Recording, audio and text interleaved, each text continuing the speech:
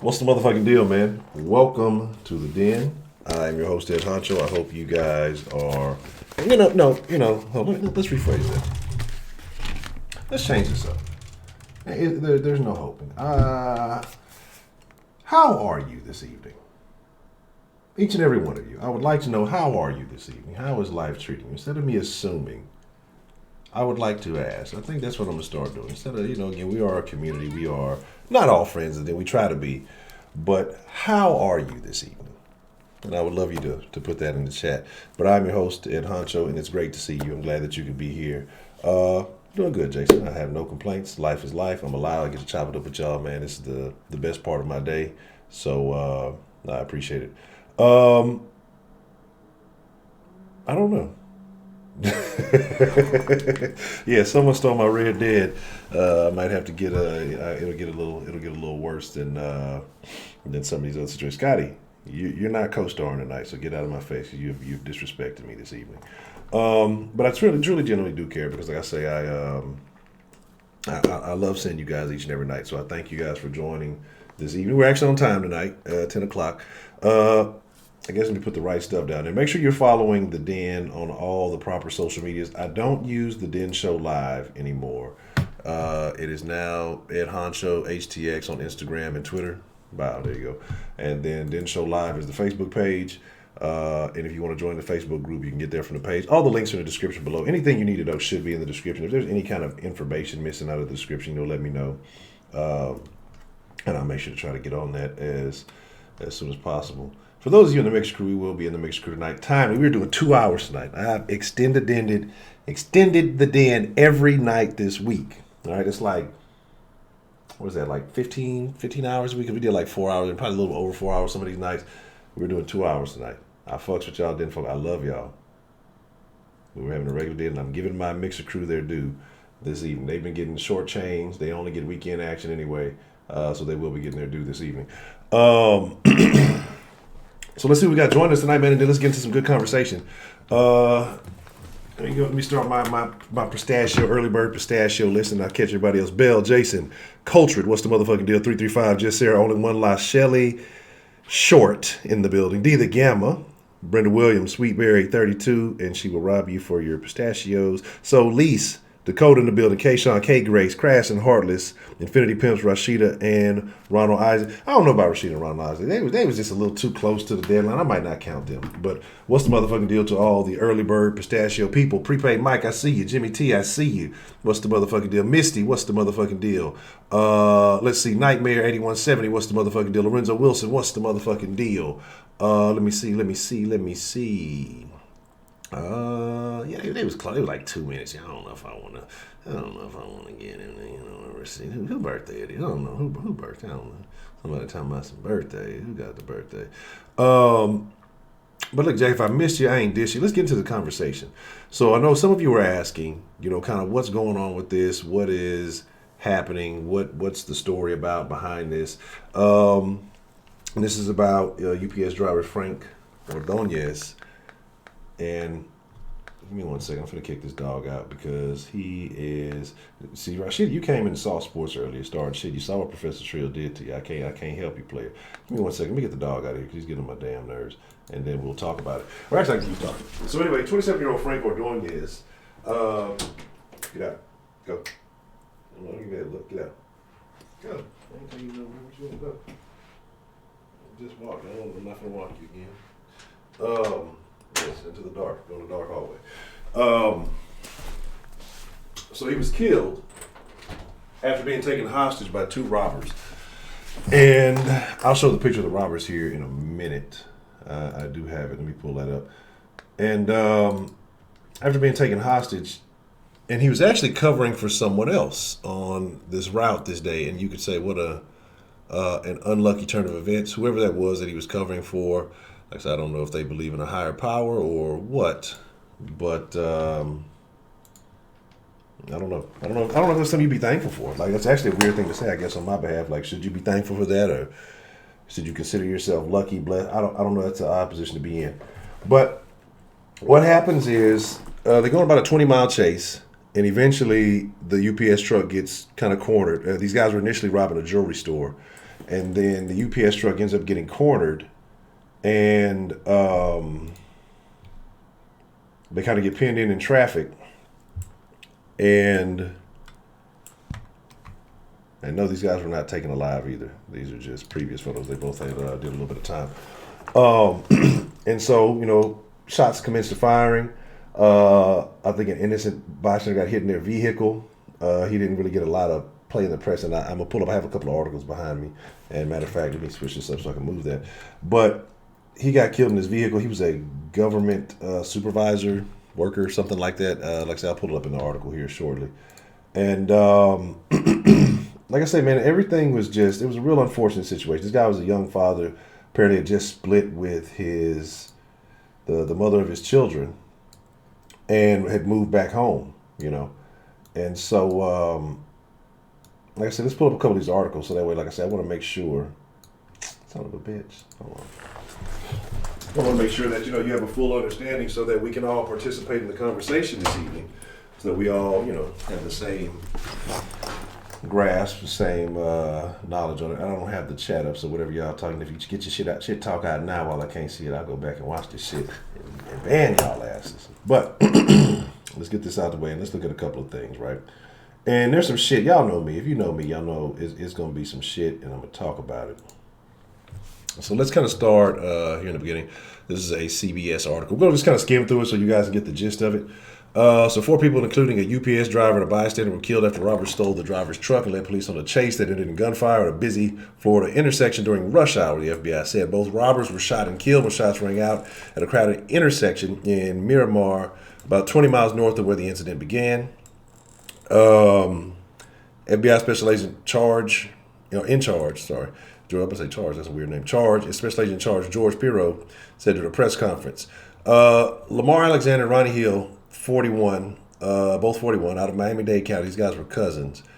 And like I said, I'm going to jump to 2 or 3 different articles because I just want to hit on a couple of points. So if you saw the shootout, if you saw the shooting, it was on, TV. I was surprised they actually showed it. You see the shots start ringing out. Everybody starts having a Wild West style gunfight, and you see some bodies or a body fall out of the truck.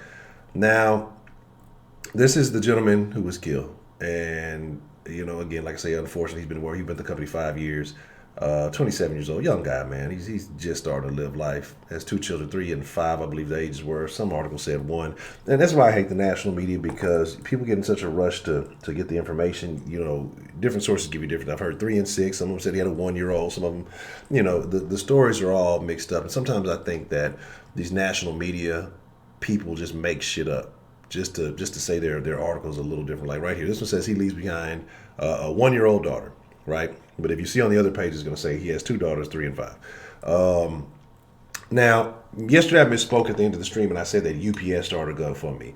The local union that represents UPS workers in New York created a GoFundMe. I think they said it's up to $60,000 at this point. You had 19 officers from 5 different agencies that fired at the truck. Now, I'm not a police officer. I don't know the mechanics. I don't know how the details work, but I feel like there would be a lot of confusion going on, especially when you have different agencies. Different people report to different things. I don't even watch cop shows on TV like that.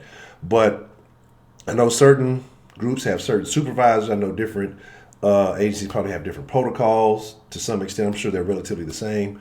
But I can understand where there would be some confusion, where there would be maybe some error in communication. I don't know who would be in charge of everything. But what happened is you have this guy's brother who has come out and he's blamed the cops for the guy getting killed.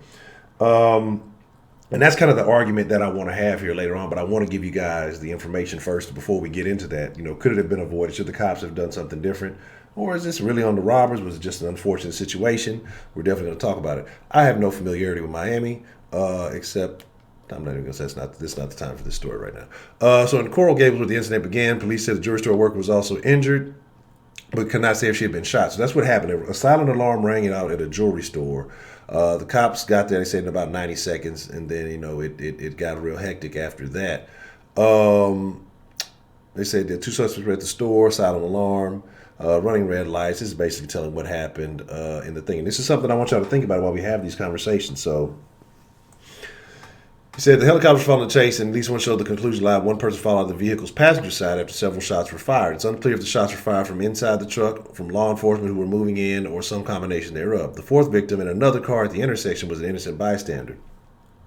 This is what dangerous people do to get away, and this is what people will do to avoid capture. People asked there's a chance that either driver or the bystander might have been hit by a bullet fired by police. It says very, very early on in the investigation, it would be completely inappropriate to discuss that. We have just begun to process the crime scene. As you can imagine, this is going to be a very complicated crime scene. Now, if that is the case, I think it'll be relatively easy to find out. It'll be interesting to see what happens here in the near future, because I'm sure you know what type of guns the suspects had, and then I'm sure they know what type of guns the police officer had. Now, depending on the agency, there may be small nuances and differences. So it's going to be interesting to figure out everything that happened. I'm sure there's lots of reports that everybody's happy to enjoy reading and processing. During the robbery, a bullet hit the window at Coral Gables City Hall. It was locked down. Chase ended. Medical gauze, wrappers, other debris remained strewn across the roadway. Multiple crime scenes, jewelry store, the site where the UPS truck was stolen, and the driver taken hostage, the intersection where the incident ended. So it's a lot of stuff going on that they're going to have to figure out. And then, like I say, with Frank being killed, there's a big chunk of details, I guess, that's going to be missing that they're going to have to try to figure out and piece together. UPS released a statement. We're deeply saddened to learn a UPS service provider was a victim of a senseless act of violence. We extend our condolences to the family and friends of our employee and the other innocent victims. When it comes down to this, I think UPS, and again, it's not their job. It really isn't. But I think the kosher thing to do would be to cover the funeral expenses at the very least. Maybe do something for his daughters. I don't know. Maybe start up a little small college fund or something when they're 18. I'm not saying pay for everything, but I think it would be a good look for the company. I mean, 5 years, most people say it's not a long time, but I think the way that this whole thing happened, it would just be a good look in my opinion. Now, jumping over here, they said they kind of talked about what kind of dad he was. They same initial story. A lot of the stuff in the beginning is the same. This is his brother talking about he saw it on TV when he fell. He knew it was him. And the other guy was 70-year-old Richard Cutshaw, who was in the intersection waiting, who got killed. So they didn't really talk about him a lot. These are two gentlemen. That's the picture I showed. Ronnie Hill on the left and Lamar Alexander on the right. I saw on TV when he fell. I knew it was him. That's how I knew they killed my brother. Luis Ordonez said that's his brother. I guess I just said that. Said gunfire ended about 20 miles. I don't know why they even put kilometers on it. This is America. Same stuff. Fundraising appeal by Ordonez's brother Roy accused the officers of being trigger happy. Said they could have killed many more people. And then you hear this the same thing. And this is what I say, like I said, we're going to have a discussion about, were the cops wrong? Could it have been done differently? Is the brother right? Is he wrong? The robbers appear to be firing at them, endangering not only Ordonez, but dozens of people in surrounding cars. Yet the officers had to stop the suspects by containing them in the UPS truck and returning fire. Now, this is a very interesting situation here, which you got to think about this. Is we have a situation with one hostage and the two suspects. What happens if one of them runs 10 feet and takes over a city bus with 50 riders? Now we have a situation that's 50 times worse. He said, had the truck stopped in an isolated area, officers could have pulled back and negotiated, but not in the middle of a crowded street, he said.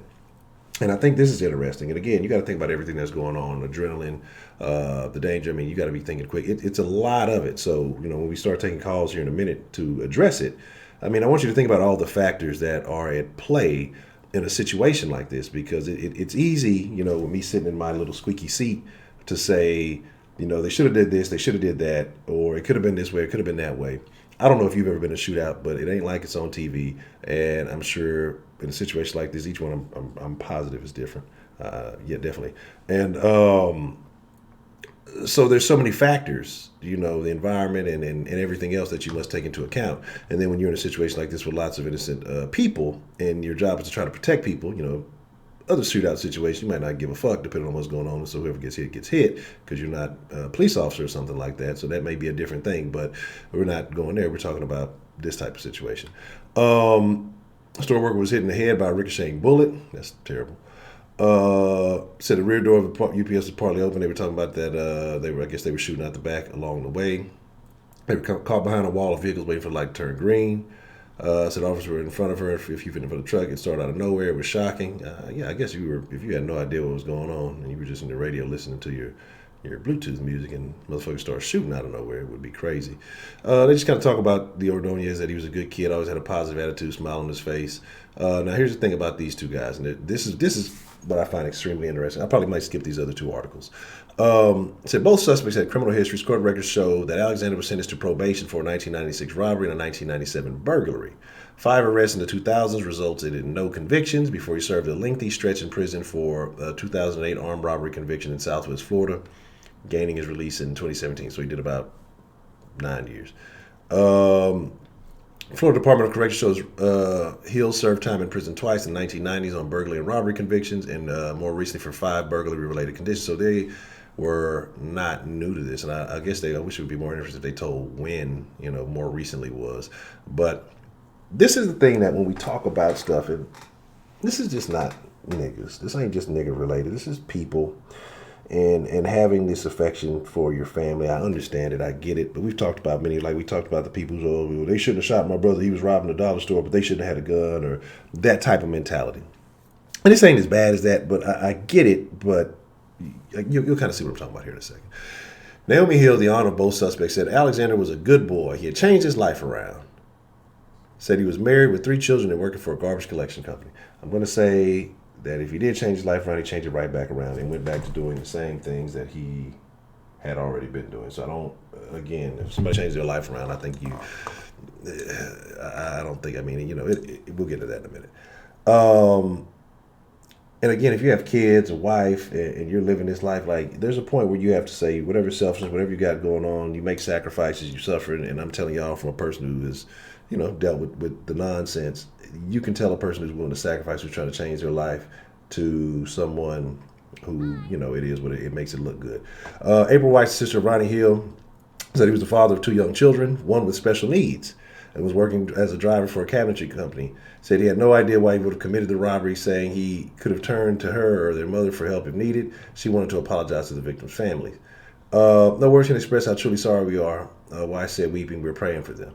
And that wasn't just that bad. But it's just the thing about that he turned his life around. Obviously, or maybe, I guess, you're still in the shock of the thing happening. So you may have felt like he did. And it's why would he do this? Like I say, these pretty much repeat the same stuff. And, we all know how most of us feel about the Washington Post. But I wanted to say there was something else in there. GoFundMe, I think that was covered in the other thing. The $60,000, I wanted to put that in there. 415 Regent Jewelers shootout. I want to show this, but we know how YouTube is. So I hadn't actually seen that video, and if it shows everything, but yeah. So I'm not going to show it, but very interesting situation. And let me get back in the TV and let's talk about it. I have not seen anything in the chat, so we'll figure all this out in un momento, por favor. All right, back to Big Honcho. There we go. All right, so let's close this out. Get that out. I need more screen real estate. All right. So now that everybody's caught up, now that everybody is familiar, those of you who may have already been familiar and those who may not have been familiar, everybody knows where we are now. Let me scan through real quick, see what I missed. If anybody had any questions, said anything there. But like I say, it's very, very unfortunate because I feel really bad for the young man. And why I say that is he's just doing his job, going to work, just doing what he's supposed to do, has a family, or, has 2 little girls he's trying to take care of. And, it's really unfortunate. You know what I'm saying? And so, and Tulio, what's the motherfucking deal? And Danny B. Moore, what's the motherfucking deal? And those who let me see. Anybody I may have missed? You feel like the hostages were dead no matter what? Yeah, and I can see that, again, like I said, I don't know. I couldn't see the attire and everything, but if they may have been barefaced, he's seen their face, and they probably was going to slide him no matter what. Delta Echo Golf found 2 others involving UPS trucks.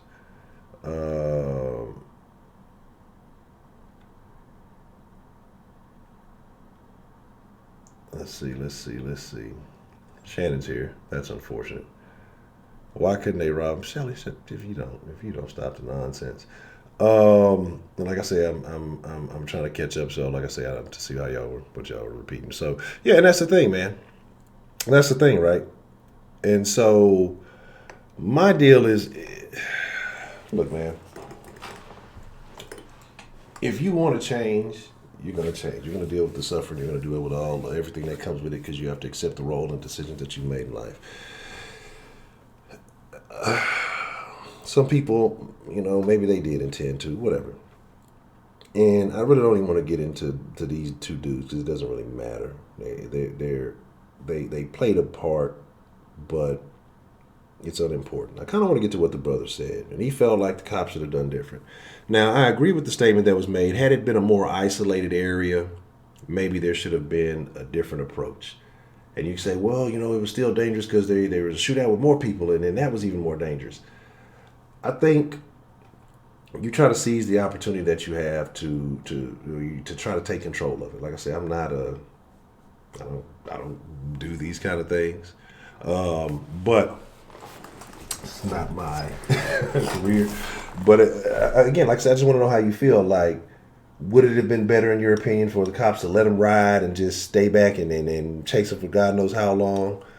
Do you think that Frank gets killed either way? Do you think that, it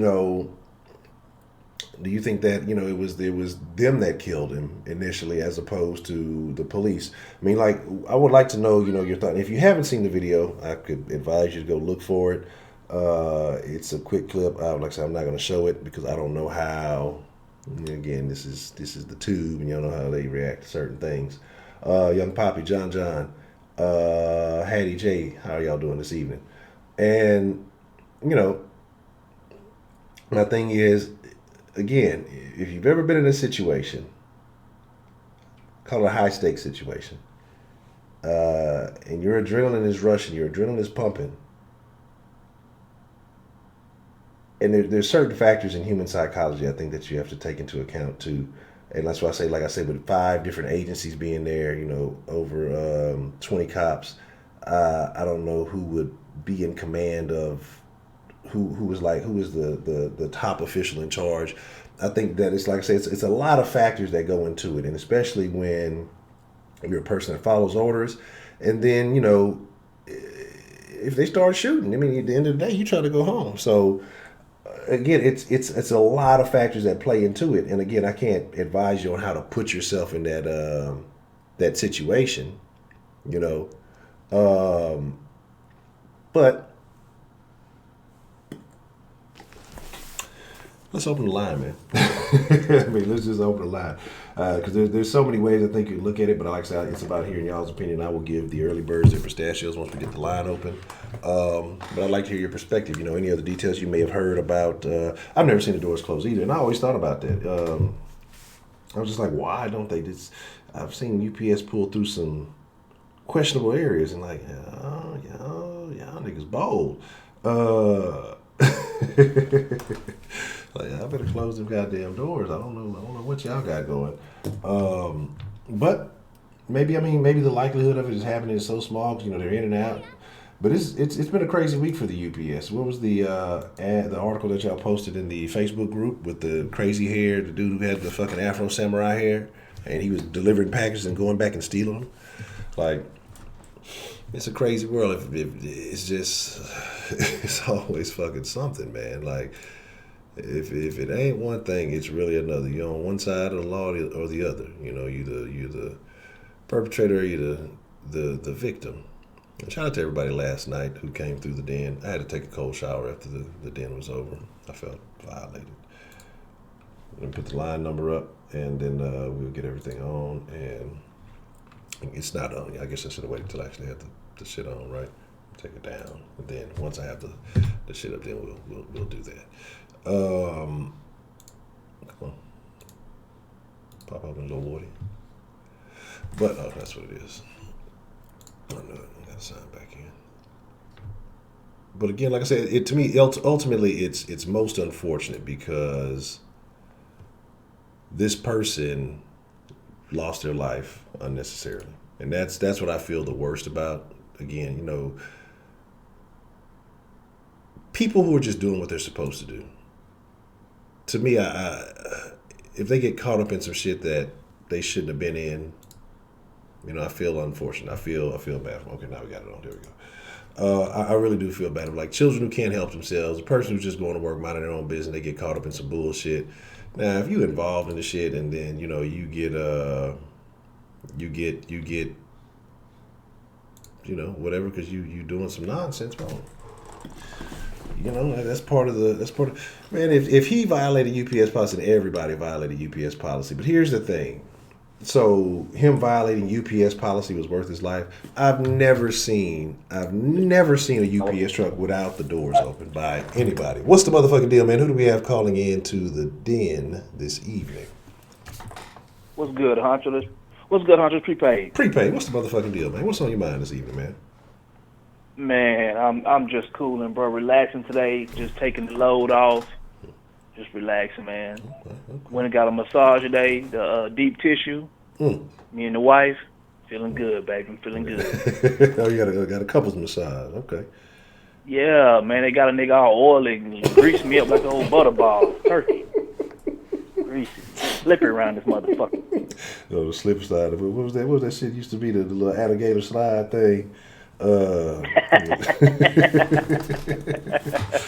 man. But what's got up? a nigga. But what's your thoughts on this one, man? Look, bro. First and foremost, I want to start by saying, man, rest in peace to Frank Ordonez. And this, my prayers to him and his family. It really is unfortunate, but sooner or later in America, man, we got to come to the table and have a discussion, man. How many times are we gonna let these career criminals keep killing innocent bystanders? Yeah. Because I know everybody wants to point the fingers at the officers. They got a job to do. Correct. I talk about immunity all the time to y'all, and y'all, for some odd reason, y'all getting y'all feelings and getting these soapboxes and say, "But the cops should have did more. They could have prevented this." No, the fuck they couldn't. Because even though you're outraged because there's 4 people dead, it could have been 40. Could have been 400 people dead. Let me tell y'all something. I've never been a cop. First of all, y'all can't pay me to be no motherfucking cop. I've been and shot all y'all motherfucking ass quick too. But I've never been a cop, so I can't tell you how it is every day, day in and day out. But what I can tell you is I know how to think in the mind of a maniac. If you rob a motherfucking jewelry store and hijack a UPS truck, you're going to prison. There's only one way this is going to end. Correct. You have decided there's only one way to go. If you actively take a hostage with you, and they done seen your face and seen everything how you look, there's only one way this is going to end. Correct. First and foremost, I've never been a UPS driver, but if I had to guess, I'd say that motherfucker probably go max 75 to 100 miles per hour. Was never a possibility to you. Correct. You took the UPS truck in a way of getting you from the destination you were in, hoping that the hostage would be your way for you to your bargaining chip. Now, I seen the video with the shootout. I don't know if the cop shot Frank or if the hostages shot him and used him as a body shield. Because I get his brother's upset, and if it was my brother, I'd be pissed off also. I'd be devastated because my brother not coming home. Correct. But let's call a spade a spade.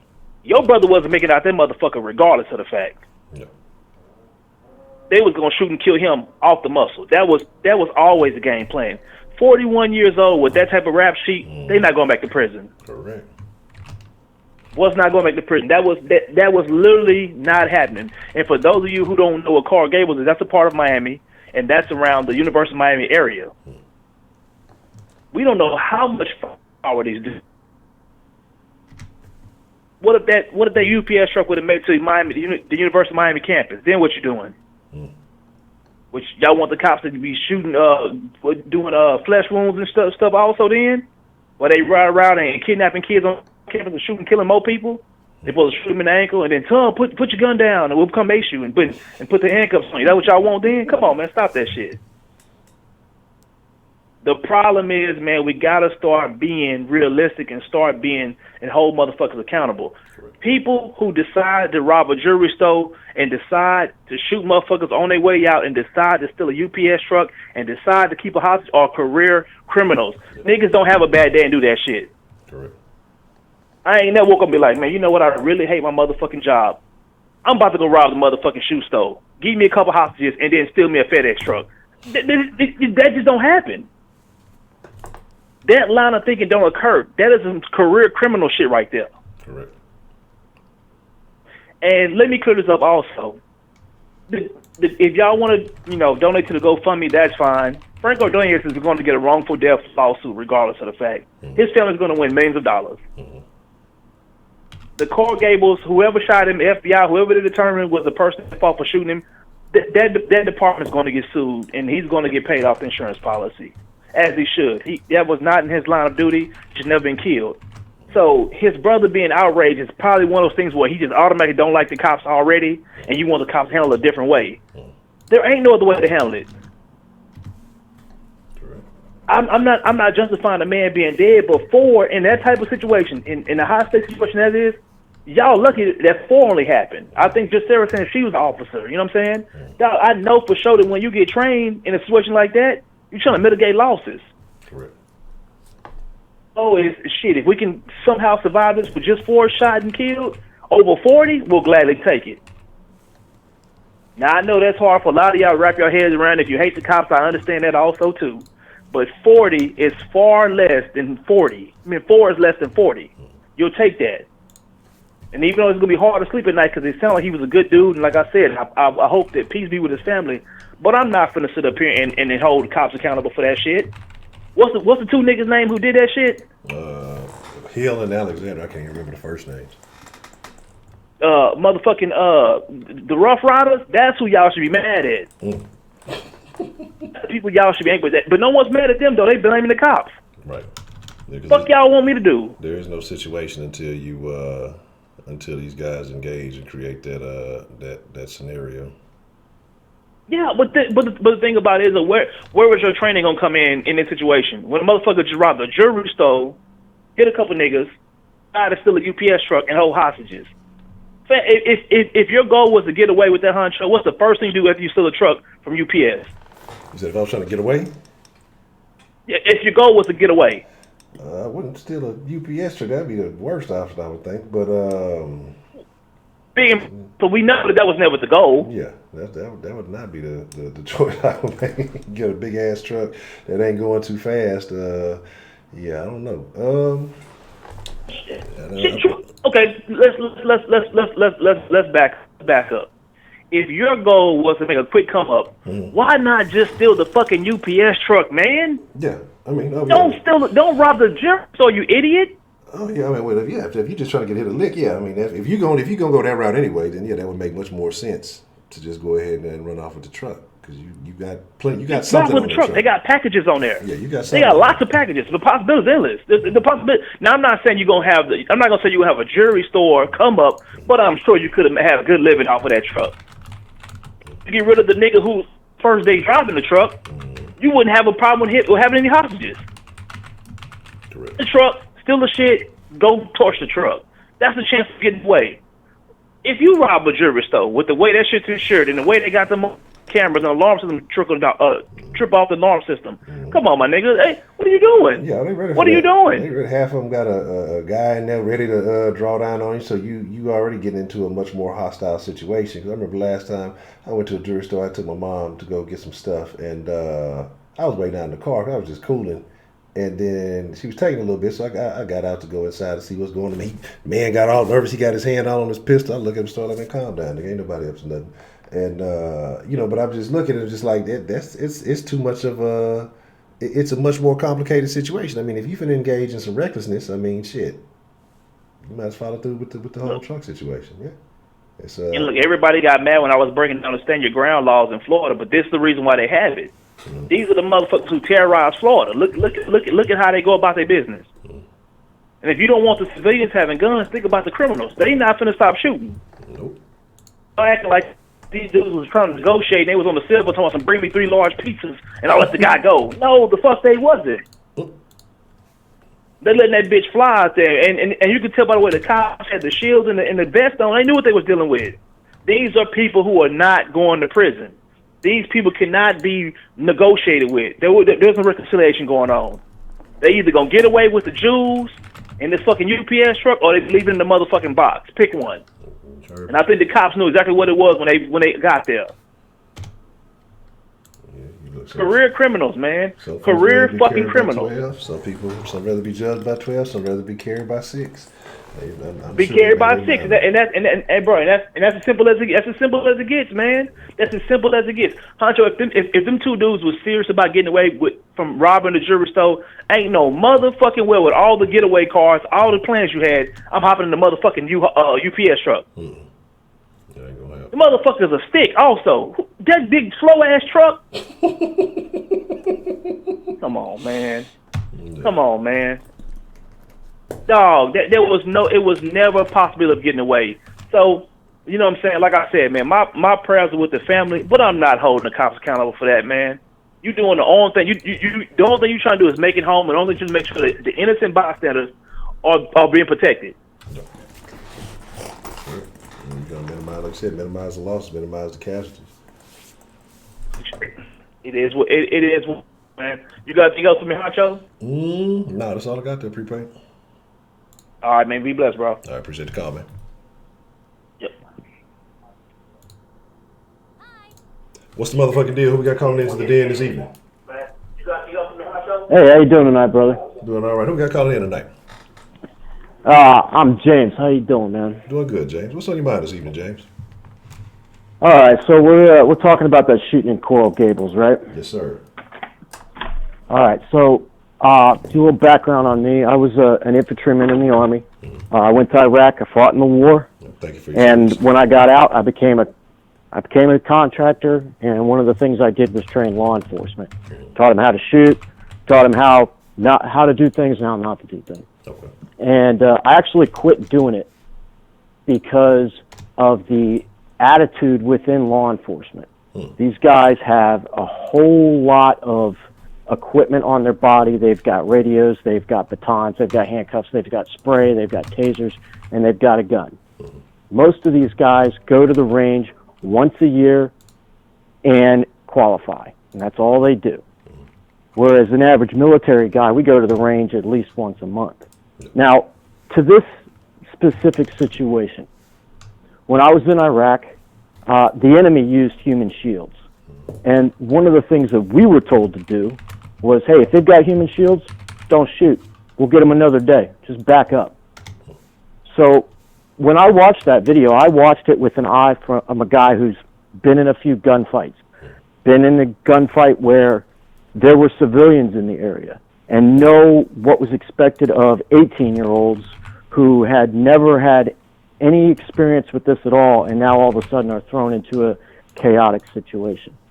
And I have to tell you, man, as a professional that carried a gun for all of my adult life, there's no excuse for what happened. Absolutely none.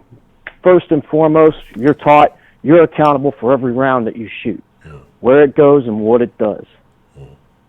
So when I'm looking at the geometry of fire, that's what we call it in the military, of the cops and what they're shooting at, you can clearly see that they don't even have an idea of what is beyond their target, let alone what's going on 2 feet away from them. There's one of the videos shows a cop taking cover directly next to a minivan.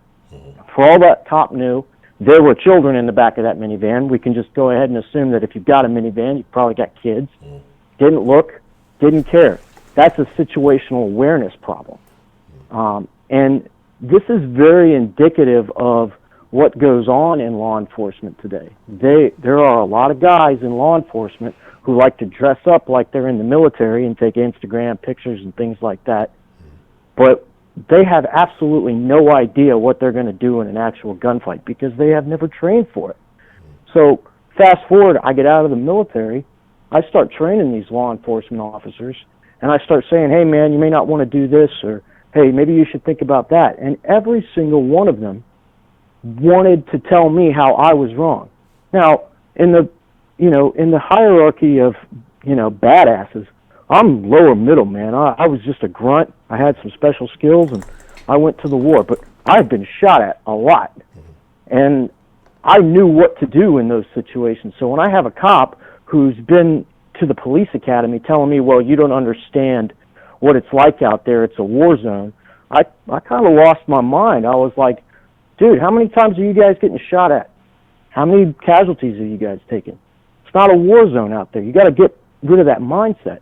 But it was so built into the law enforcement culture today that there was just no getting around it. And I, told the company I was working for, hey, I'll train other people. I'll go train the Iraqis, but I will not train law enforcement anymore.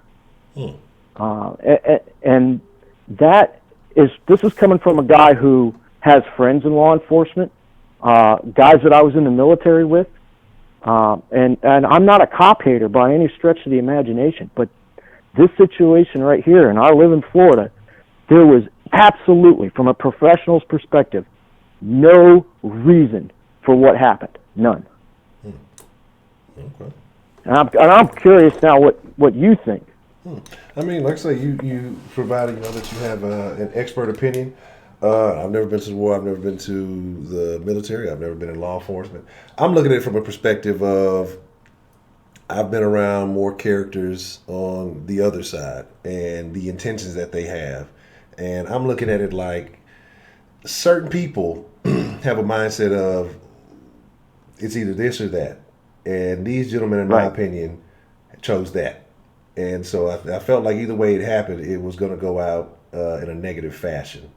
And so, I don't, and I get what you're saying. Like I said, you got the expert opinion, but I just felt like it was going to end in a negative way anyway. And like I say, I think that old buddy was in a bad way, and that's why I inquired whether or not they were wearing ski masks or not or anything like that. Because 9.5 times out of 10, if they weren't or he saw their face, they were going to kill him anyway. And again, outside of that, I felt like maybe it was one additional casualty with the older gentleman who was in the car. Do I think like a lot of people were put in danger? Absolutely. But, like I say, I'm not going to say that it was the best situation. But to me in that situation, I didn't necessarily see, and I didn't see the cops at full fault for that. Because, like I said, I think there was a lot of confusion with, multiple agencies attending to the situation. And I think they're just trying to eradicate a situation before it got worse. I can totally see that point of view. I mean, like I said, I'm in the middle of the road when it comes to guys who've been in a lot of bad stuff. Mm-hmm.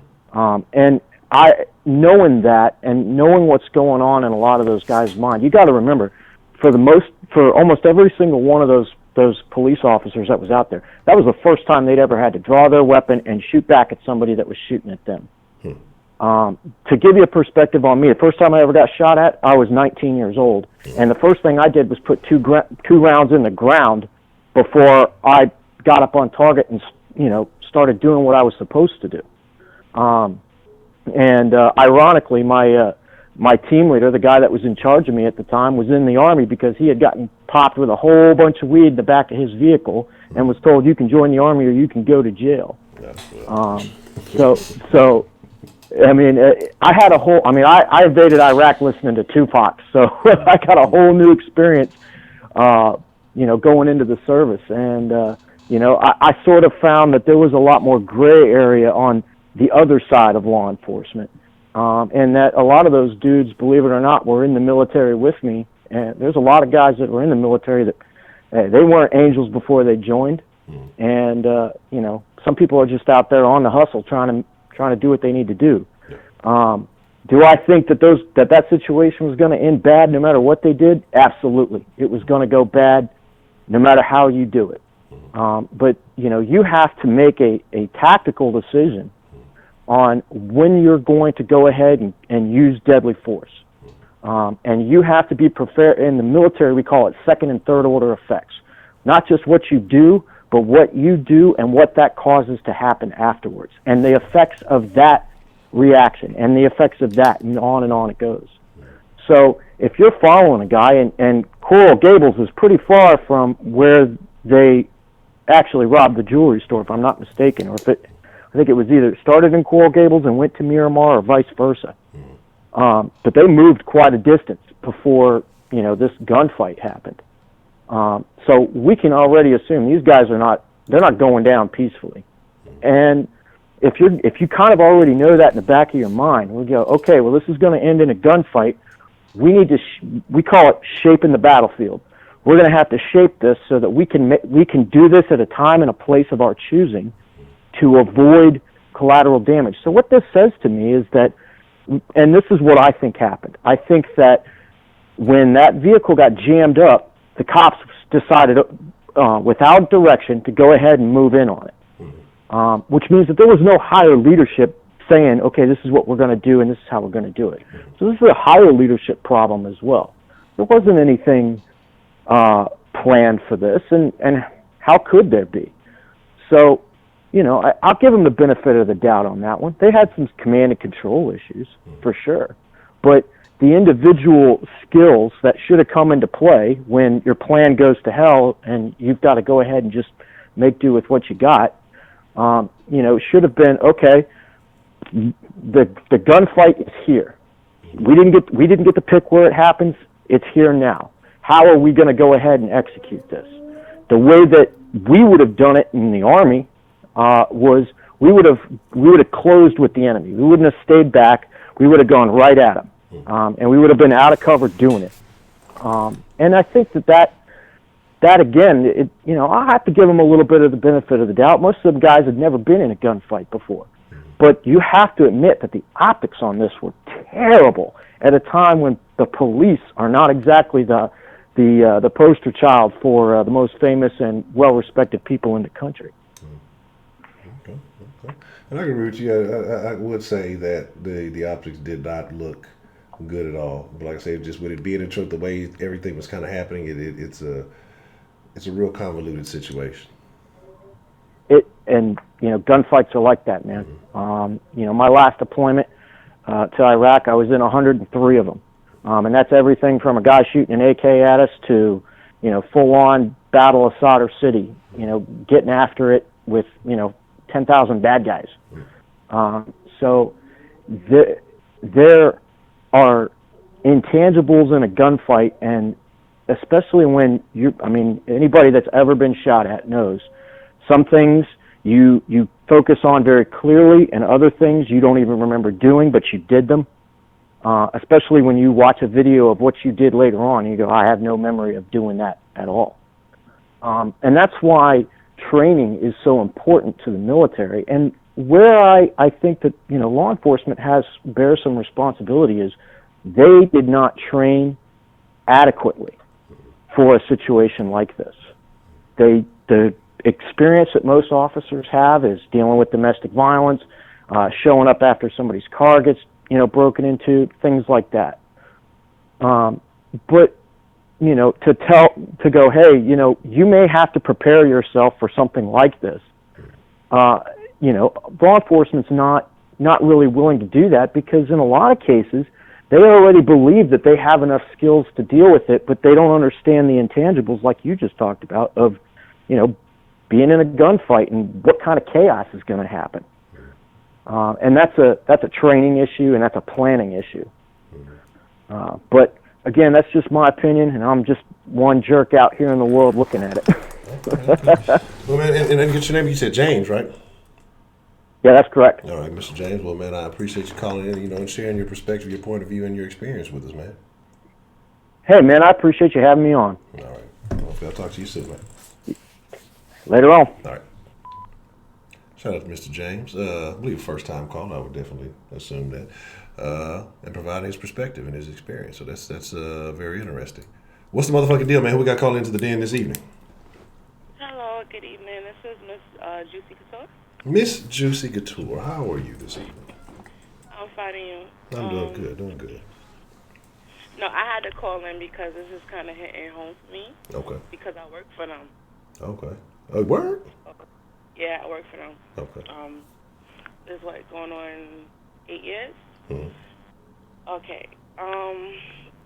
We got our inside when you log in for our account at work. Mm-hmm. We all got a message, and and the message was stating, as a fellow UPSer, it was like last night in Miami area, we tragically lost a valuable member of the UPS team. They didn't to go and try to pretty much like lighten the blow, pretty much. But they said they're providing assistance for the family and such on or whatever. Now, what I'm getting is, because from my understanding, he wasn't a part of the robbery, correct? No, he wasn't a part of robbery. He seemed to be just he a wasn't hostage. part of. Huh? He seemed just to be a hostage. Oh, okay, he was a hostage. Now, I think there was kind of like, it was kind of more so like cowboy and Indian, with this situation, because they could have waited and not get too overzealous with this situation, because not only did they kill the robbers, they killed innocent people, and also being that by the company who the guy was working for, they're not going to really give two damns about it either. Because something like this, not like this extent, but another coworker of mine, when he was coming to work, he wound up getting killed in an accident because around this time it's peak season for us. So we're working extra hours and stuff like that. Now, when my coworkers, he was going to work and he wound up getting killed. They didn't post such and such is dead and nothing like that. It was just, he died, and next thing you know, they just kept it moving. I was like, well, damn, this man been working here for more than 20 years, and that's all he get. Because right now they're not paying for. From my understanding, I don't think they're gonna pay for the funeral. They doing a GoFundMe. Yeah, and that's from the union. Yeah. Yeah, and we have a good union. Oh, the ones I know, they have a very good union, and it's not like UPS don't have money, because we do. But it's a massive situation that this happened, and his family member, she need to shut the hell up, because his criminal background does not have it doesn't hold no type of weight on how he died. He was working and he died. You know what I'm saying? I could see if he was part of the robbery. That's why I asked that, just to clarify, because what I was reading, it wasn't that he was part of the robbery. They pretty much hopped in the first available car that they seen, and it went from bad to worse. Now, did he have a criminal history? Now, I know the two guys, they had a long history, but I didn't know about if Ordonez had one. No, because if he do, he do. Because UPS do hire ex criminals and stuff like that. So it's not like it'd be far fetched if he have a background, because they do hire men that just got home from prison. They hire immigrants and stuff like that. That's not something that they don't do. But the thing is like, it's really messed up, because the drivers, they're out there they get to work on 7:30, and some of them don't get off until 9 o'clock at night, because they're delivering, and they go into different neighborhoods. They gotta go to people's houses. They have to. It's different stuff. You know what I'm saying? So it's just a massive situation that this happened, because it was a different way they could have went about it. I think it could have went a different way. They could have waited till they got where it wasn't too much casualties, or they could have. They didn't even give a chance where, when it's a hostage situation, where they try to offer some type of, okay, well, let me get one hostage, or something of that nature. They didn't do none of that. They just went in guns blazing. So now his family got a lawsuit. I know that for a fact. They can sue the cops, and they can sue UPS, because he died while working. So I don't know how this is going to go. But also too, the policy is that you can't leave your truck. You can't really leave your truck. So it wasn't like he had any wins in that. And also there probably was, the robbers had guns involved as well. So because there was another incident where another coworker, the truck caught on fire because he was smoking inside the truck. No, well. His fault. The truck caught on fire, and he was smoking inside the truck a cigarette, and the whole truck caught on fire. He was throwing the packages out of the truck to save the packages, but long story short, the truck was burned. Yeah. He had to stay with the truck. He had to wait for the building manager and to make a claim and for them to move the truck and stuff like that. So you can't leave the truck because, remember, when you first start working there, you have to sign a contract. You're signing stuff, because, people come to my job and they try to steal. It don't work out, but they try. Yeah.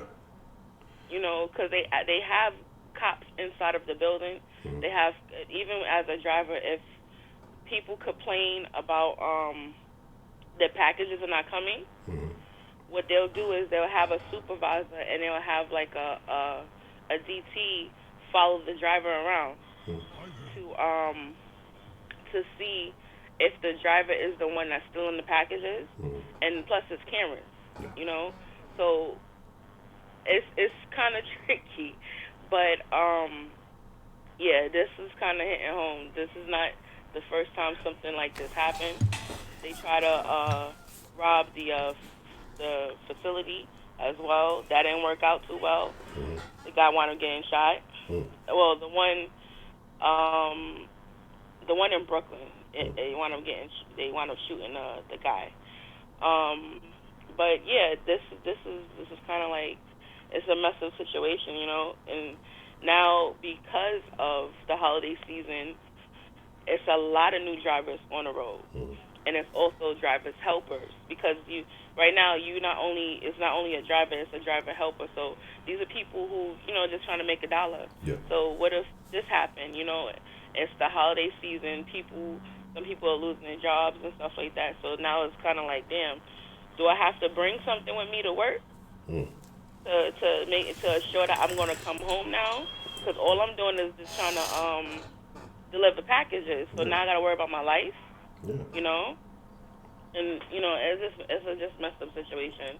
I don't know. I guess when I go in, we'll find out if we send something to the family or whatever. But yeah, I just feel that the cops was really it could have been done a different way.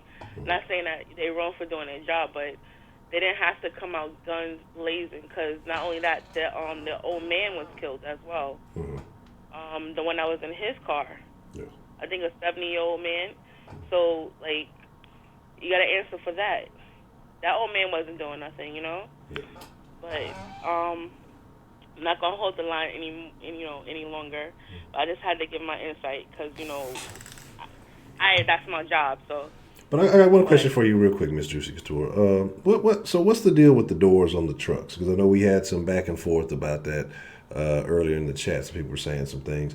I mean, because it seems like, are there doors? It seems like, the drivers are always easily accessible every time I see them, either whether they're on in the neighborhood, on the freeway, or wherever. It just seems like, that the doors are always open, so it kind of puts them in a situation.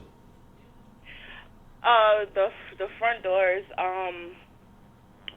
sometimes they're supposed to be closed, but when you at work, you don't always do what the hell you're supposed to do, because there was one time, one of my friends that I work with, he fell out of his truck. God damn. And I told him, that's what your dumb ass get. But why you not strapped up? And for the seat for the driver helper, it's not even a seat. It's like a plank, a little plank with a little cushion that you got to sit in. Then the driver, he's more secured and everything, but they keep the door open because sometimes it could be hot with with all the heat and stuff like that in the truck. But they're supposed to close the truck, but I guess they don't want to just close it because if you have a route that, like, you have a block and that's your route and you're trying to get all the packages out, sometimes you don't want to close your truck up all the way because you're just trying to get all the packages out so you can hurry and get home, so it's kind of like that, but yeah, they're supposed to close the truck. They're supposed to close the door. I don't think I've ever seen a closed truck. So, okay. All right. So the policy is it's supposed to be closed, but they do what's most efficient. Okay. You know how that goes. They say, don't do certain stuff in it. Listen, we talking about UPS here. Hey. We talking about UPS. UPS is like the projects of mail delivery, if you want to get technical. I thought, well, what can Brown do for you? Huh? I said, what can Brown do for you? I thought they were supposed to be. No, Honcho, I got some stories, especially around this time, because you're literally at work more than you're at home. They be smoking in the parking lot, and I'm not talking about cigarettes. They be having sex in the parking lot. They be having sex in the building. No, that's dirty. So I'm just saying, like, it goes down in UPS. They even be having fights. I don't even want to know. I don't even want to know what you. I'm telling you, when you get a chance, I recommend that you type in UPS workers on YouTube, and you'll be like, oh hell no. Yeah, that's.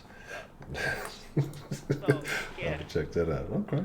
All right. Well, check it out, and you'll see what I'm talking about. Be like, oh, she was not lying. yeah. It goes down. Yeah. So that's what I'm saying. Like, well, that's for any job though. There's certain things you're supposed to abide by, and then you get to work. You working in for some years, and you at the point like, F this job, but I just need a paycheck, or however it may be. So you just start doing your own thing, or you done found your own little niche where how to make your job go faster and stuff like that. So you just do however you want to do it. Because I think he's been working there for 3 years. He was working since 2016. So, and this was his first time as a driver. So I already know that he already had, like, he was inside the building.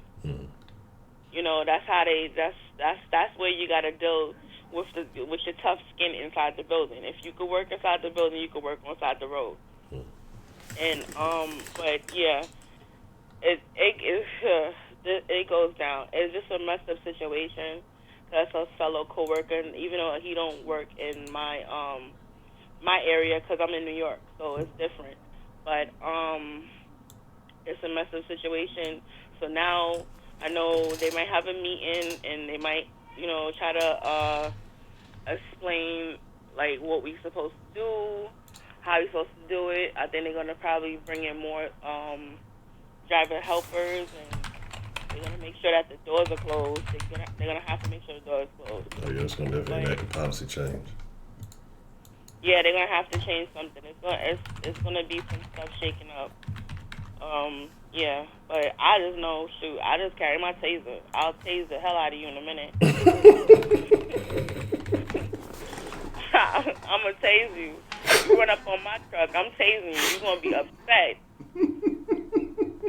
Man, we gonna have to get some stories from you one day, because it sounds like you you got some things that you can share with us. I told you about Cora. If I told you about Cora, she done got a raise. They moved her into a new building. Because she was sloppy topping. She did a good job. Hey, you got to be rewarded for your efforts, man. Yeah, I don't need vacation time that bad. I'm sorry. I'm sorry. That's tough. Okay. Well, Miss Juicy, I appreciate you calling in and sharing that perspective with us. And like I said, hopefully we'll hear from you soon. No problem. Yeah. Thank you so much. You too. Thank you. Have a good evening. Okay. All right. Okay. Good night.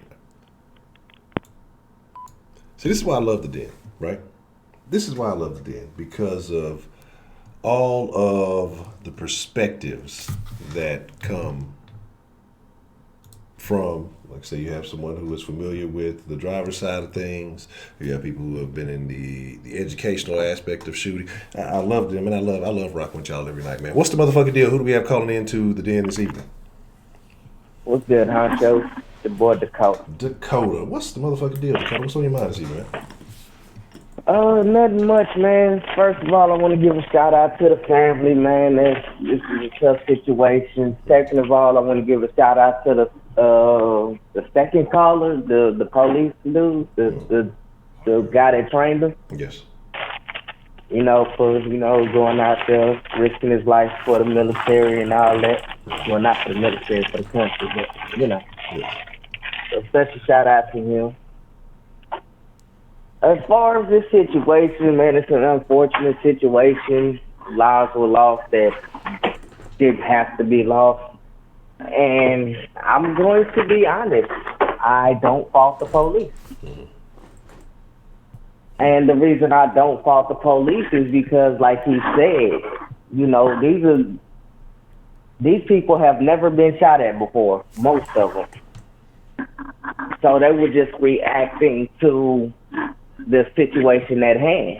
Now, my only gripe with the law enforcement is there are cars trying to visibly get out of the way and get out of the line of fire, and they're hiding behind these cars, using them as shields while these people are trying to get out the way of get out of the line of fire. So that was my only gripe with them.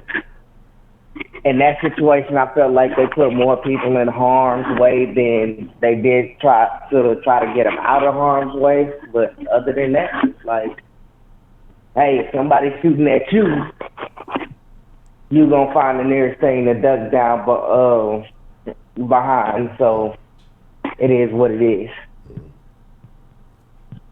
I agree. But, yeah. Yeah, like I say, I mean, from a civilian perspective, you know, that's what I would think. So, and that's the thing, man. But ultimately, you got to look at the situation. There is no shootout. There is none of this stuff.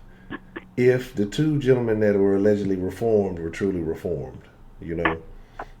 And so you go back to the root of these things. Why do you think it's such an issue, you know, for some people to get out of old habits, to get out of old ways? And knowing what you're getting into, like say by going and robbing this jewelry store, by going and taking a hostage and hopping on this truck, you know, what is it? Is it that they just can't deal with day-to-day life? What do you think is the issue with the, like I said, the two gentlemen who you know, committed these crimes? A lot of it is, you know, I agree with Prepaid. They just career criminals. Like you can attribute it to them probably getting out of jail and not being able to find a job. But that's no excuse, bro. Like, but the thing said both of them was working. That's the crazy part about it. Well, and even then, like, if you try to get up on a quick come up, I don't feel sorry for these dudes losing their life. Like, that just is what it is. They should have been shot. Straight up. If you are being productive in society at this point, and your mentality is to rob a bank, and like, again, going back to Prepaid, saying that, you know, these dudes are only looking at it's either this or it's either that. I'm not going back to prison. Like, you wouldn't have to be put in that situation if you just continue to be a productive member of society. Right. Like, yes, we do have it bad. We do have it harder than the average person, especially black men. But with that being said, it should make you want to strive to do better, not go rob a bank and then take a hostage. Rob a jewelry store and then take a hostage. Like, this dude wasn't even supposed to be at work. That's what makes the situation so fucked up. He wasn't even supposed to be there. Correct. The fact that he, you know, trying to put a little bit of money in his pocket for his daughter. Who knows why he was doing it? The fact that he showed up to cover someone else's shift and he lost his life because of it, I think it's fucked up for you to go to work with good intentions and lose your life. I agree. And with the other dude, with the two criminals, it's like, if your intention is not to go back to jail, why would you do something that's gonna land you back in jail? Correct.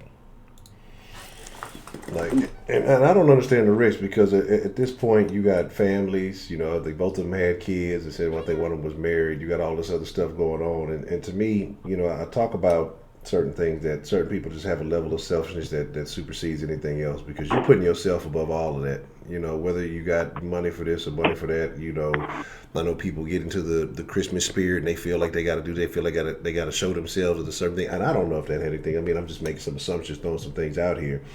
But if that's what it takes, then maybe you just had to say, hey, you know what, this year we do without. If you're willing to risk your life for all, whatever. Again, like I said, I don't know what they had on their mind. I don't know if they, you know, sometimes when you used to, sometimes it's the lifestyle. Sometimes it's not even about the money, or it's, you know, if anybody's ever done anything, then you know that sometimes there's, like I said, we talked about the adrenaline rush earlier. There's an adrenaline rush that comes with certain behaviors, with breaking certain rules and things of that nature. So my thing is just that it could be that they could have been addicted to that rush or something, and maybe, hey, one more time, man, we'll just do this one more time, or whatever it is. And it's unfortunate that they're cousins, because that one makes you wonder about, you know, the rest of the family ties. But I'm not gonna make too many assumptions. I made enough, but it's just really unfortunate. Now you got, not only is this guy without his without these two girls that he has, they're without their father. But financially, after everything is said, all the dust clears, you know, they should be well off, you know, depending on how that goes, you know, how money can corrupt families too. And then you got these guys over here now who've left their families worse off, because they're not getting nothing out of it. And you're not there to raise these kids to be anything, but who knows how well they would have raised them anyway if they still had this kind of mentality. They might have raised them to be up and doing the same shit, because if you don't give a fuck about yourself, you don't give a fuck about nobody else. Exactly. And shit, if it's about the adrenaline rush, shit, there's perfectly legal things to give you that same amount of danger and fucking adrenaline. If that's the case, go skydiving. Yeah, go skydiving. Go to, you over there by a theme park or two. Go to Orlando. What's up, bro?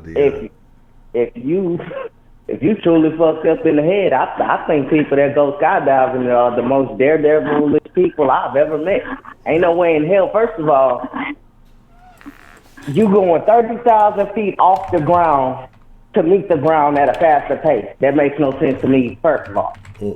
Second of all, you put your life in 3 different other people's hands. First of all, you got the people who did the parachute. Who's to say this parachute is going to deploy when you pull the string? Mm-hmm. Second of all, you got to worry about the takeoff. Who's to say y'all won't crash then? Mm-hmm. So, you know, if it's truly about the adrenaline, hey, that's a bold motherfucker right there to jump off of a perfectly moving, operating fucking aircraft. Mm-hmm. So, yeah. Yeah, man, I'm cool. But anyway. I say that I want to do it, but I be saying this so I can sound cool in front of my friends. I don't want to do that shit. Okay. But what's up? I would say, what other thoughts do you what other thoughts do you have, you know, kind of involved in this situation? Yeah, I forgot what you said, how we got on that, but as far as these dudes, I have no sympathy for them. I ain't one of them dudes that's gonna be like free Ray when Ray didn't rob the fucking bank. Yeah. So these dudes, you know, like you said, they're truly fucked up mentally to put your kids in this situation, to put your family in this situation, because you dead. Your problems are gone. Yeah. You just created a whole nother set of problems for your family members. Correct. Now your kids got to go through life saying my dad's a murderer. Mm-hmm. My dad's a fucking retard because they decided to rob a jewelry store. Yeah. And first, let me say this.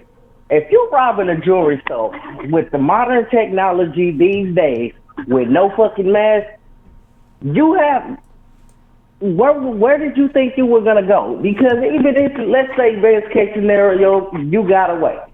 Mm-hmm. Where in the fuck were you going? You can't stay in Florida now at this point. You got to get out of the country as fast as you can, and now you in a whole nother country because we all know where they going. Probably Mexico or Cuba or somewhere. You dealing with people you don't know about, so you got this much money or currency, however it works over there. How are you gonna get this money? Now you just put yourself in another fucked up situation. So yeah, and that's why I say you can't stay in the country. That's why I say it's selfish. Here's the thing, because not only, like say, you hit the jewelry store, that's fine. Then you make away with some merchandise.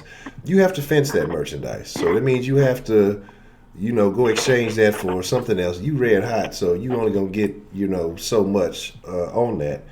And then you basically leaving your family stuck in a situation. You leaving your kids stuck in a situation. That's why I say it's selfish and it's ignorant. There's no justification whatsoever that they could have came up with to say that, this is why this was going on or anything. And like I say, these guys have been habitual. I mean, all their charges were burglary, robbery, armed robbery. This is just what they did. And so, again, I agree with you. I feel no remorse for them on their behalf. And like I said, best case scenario, you got away. Everybody walked away with their lives. Now you can put your kids and your families and your wives, I don't know if they were married or not, in a state of mind, because now you on the run. They're growing up without a father. You left your wife taking care of these kids, and they're constantly being interrogated by law enforcement, asking where you just caused a whole bunch of unnecessary problems instead of saying, hey, daddy ain't got it right now.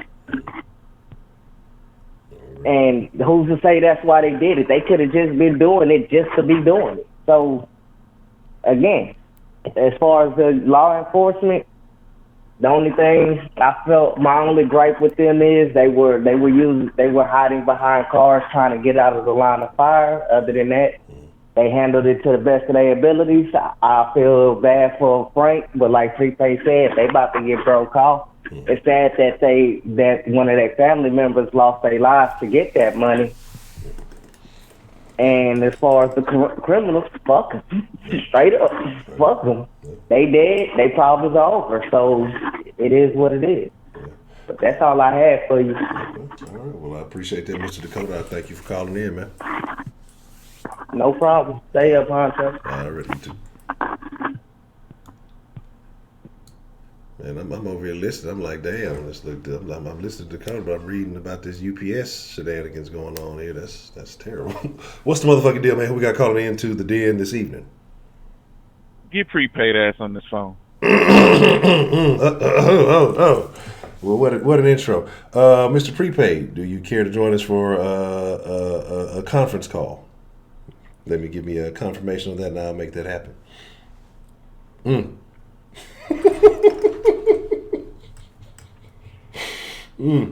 Interesting. So while we're waiting on a response from Mr. Prepaid, who do we have? Who are we speaking with this evening, for those who may not know? Oh, they know who the fuck I am. Okay. Okay.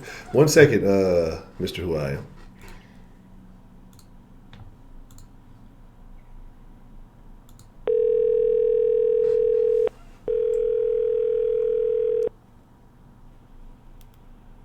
Yeah.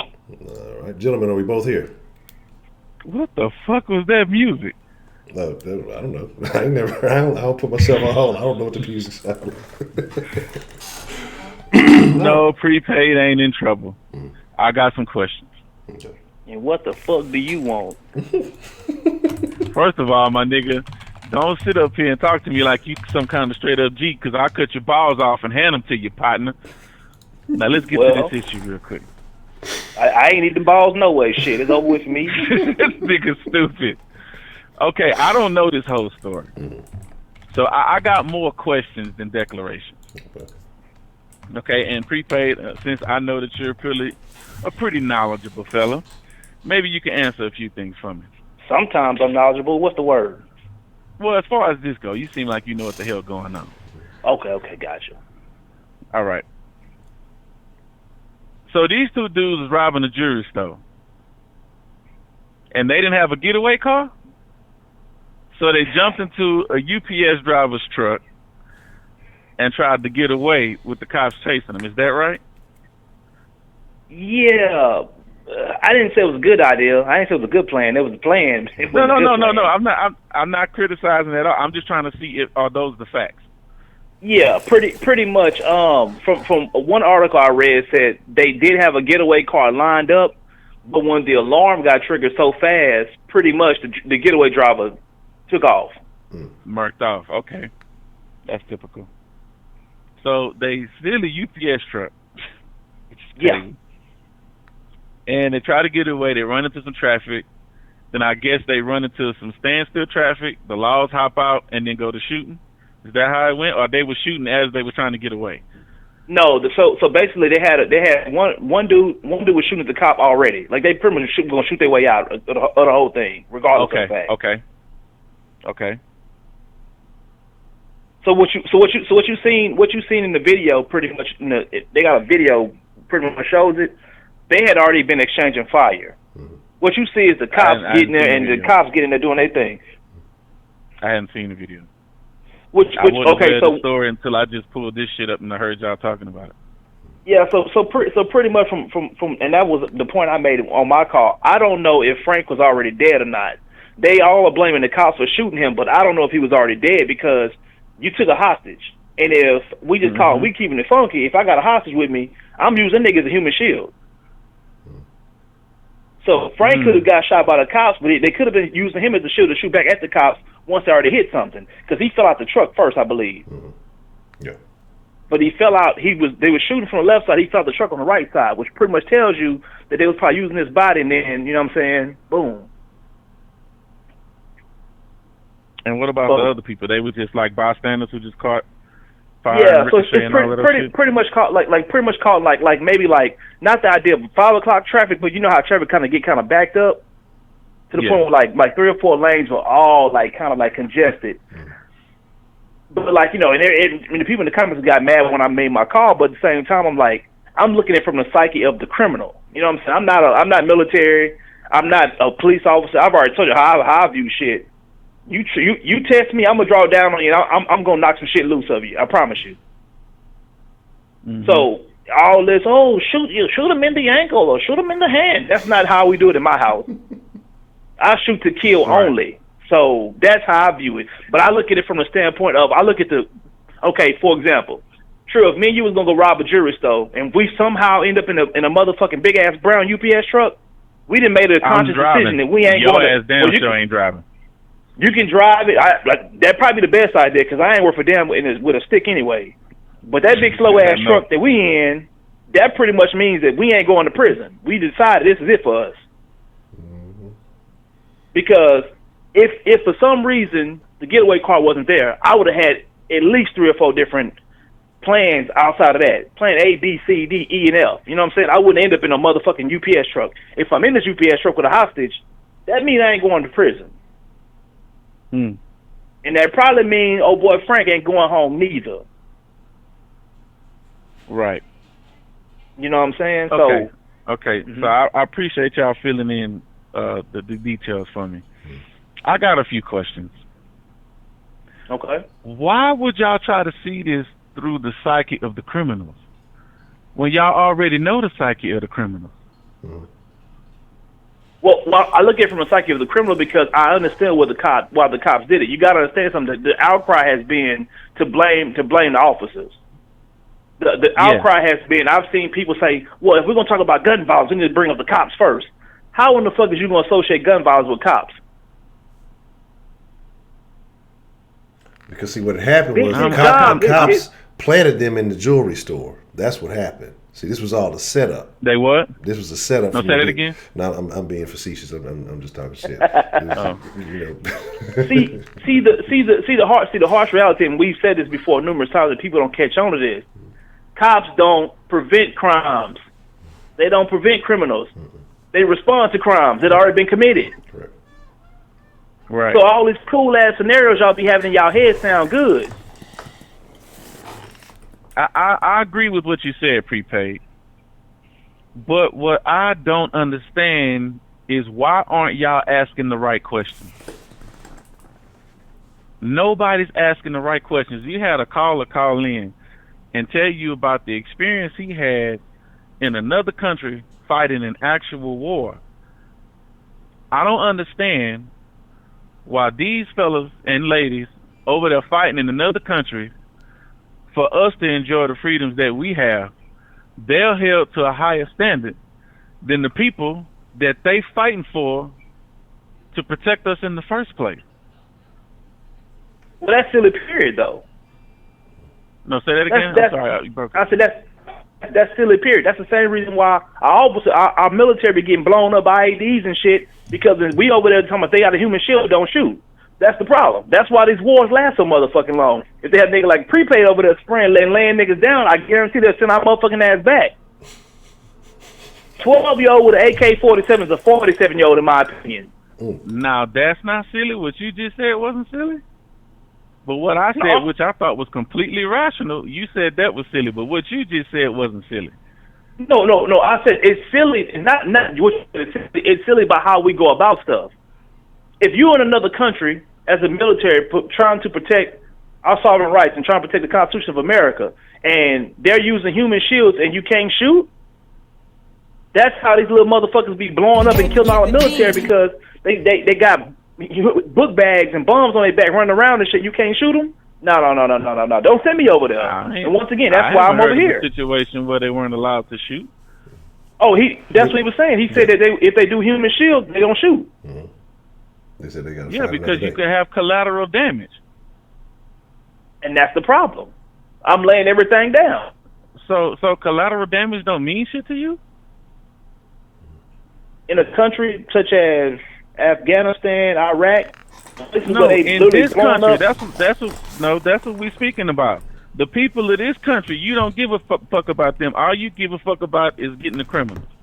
So no matter how many other people get in the way, you just gonna take the criminals out. No. You're mixing apples with oranges. No. What I'm telling you is, if I'm in another country defending the our American rights and sovereign rights, I'm laying everything down. If in that situation where the cops just had, I have no problem with 4 people dying compared to 40 or 400, because you never know what it could have turned into. How do you know it was 40 or 400? It's what it could possibly turn into.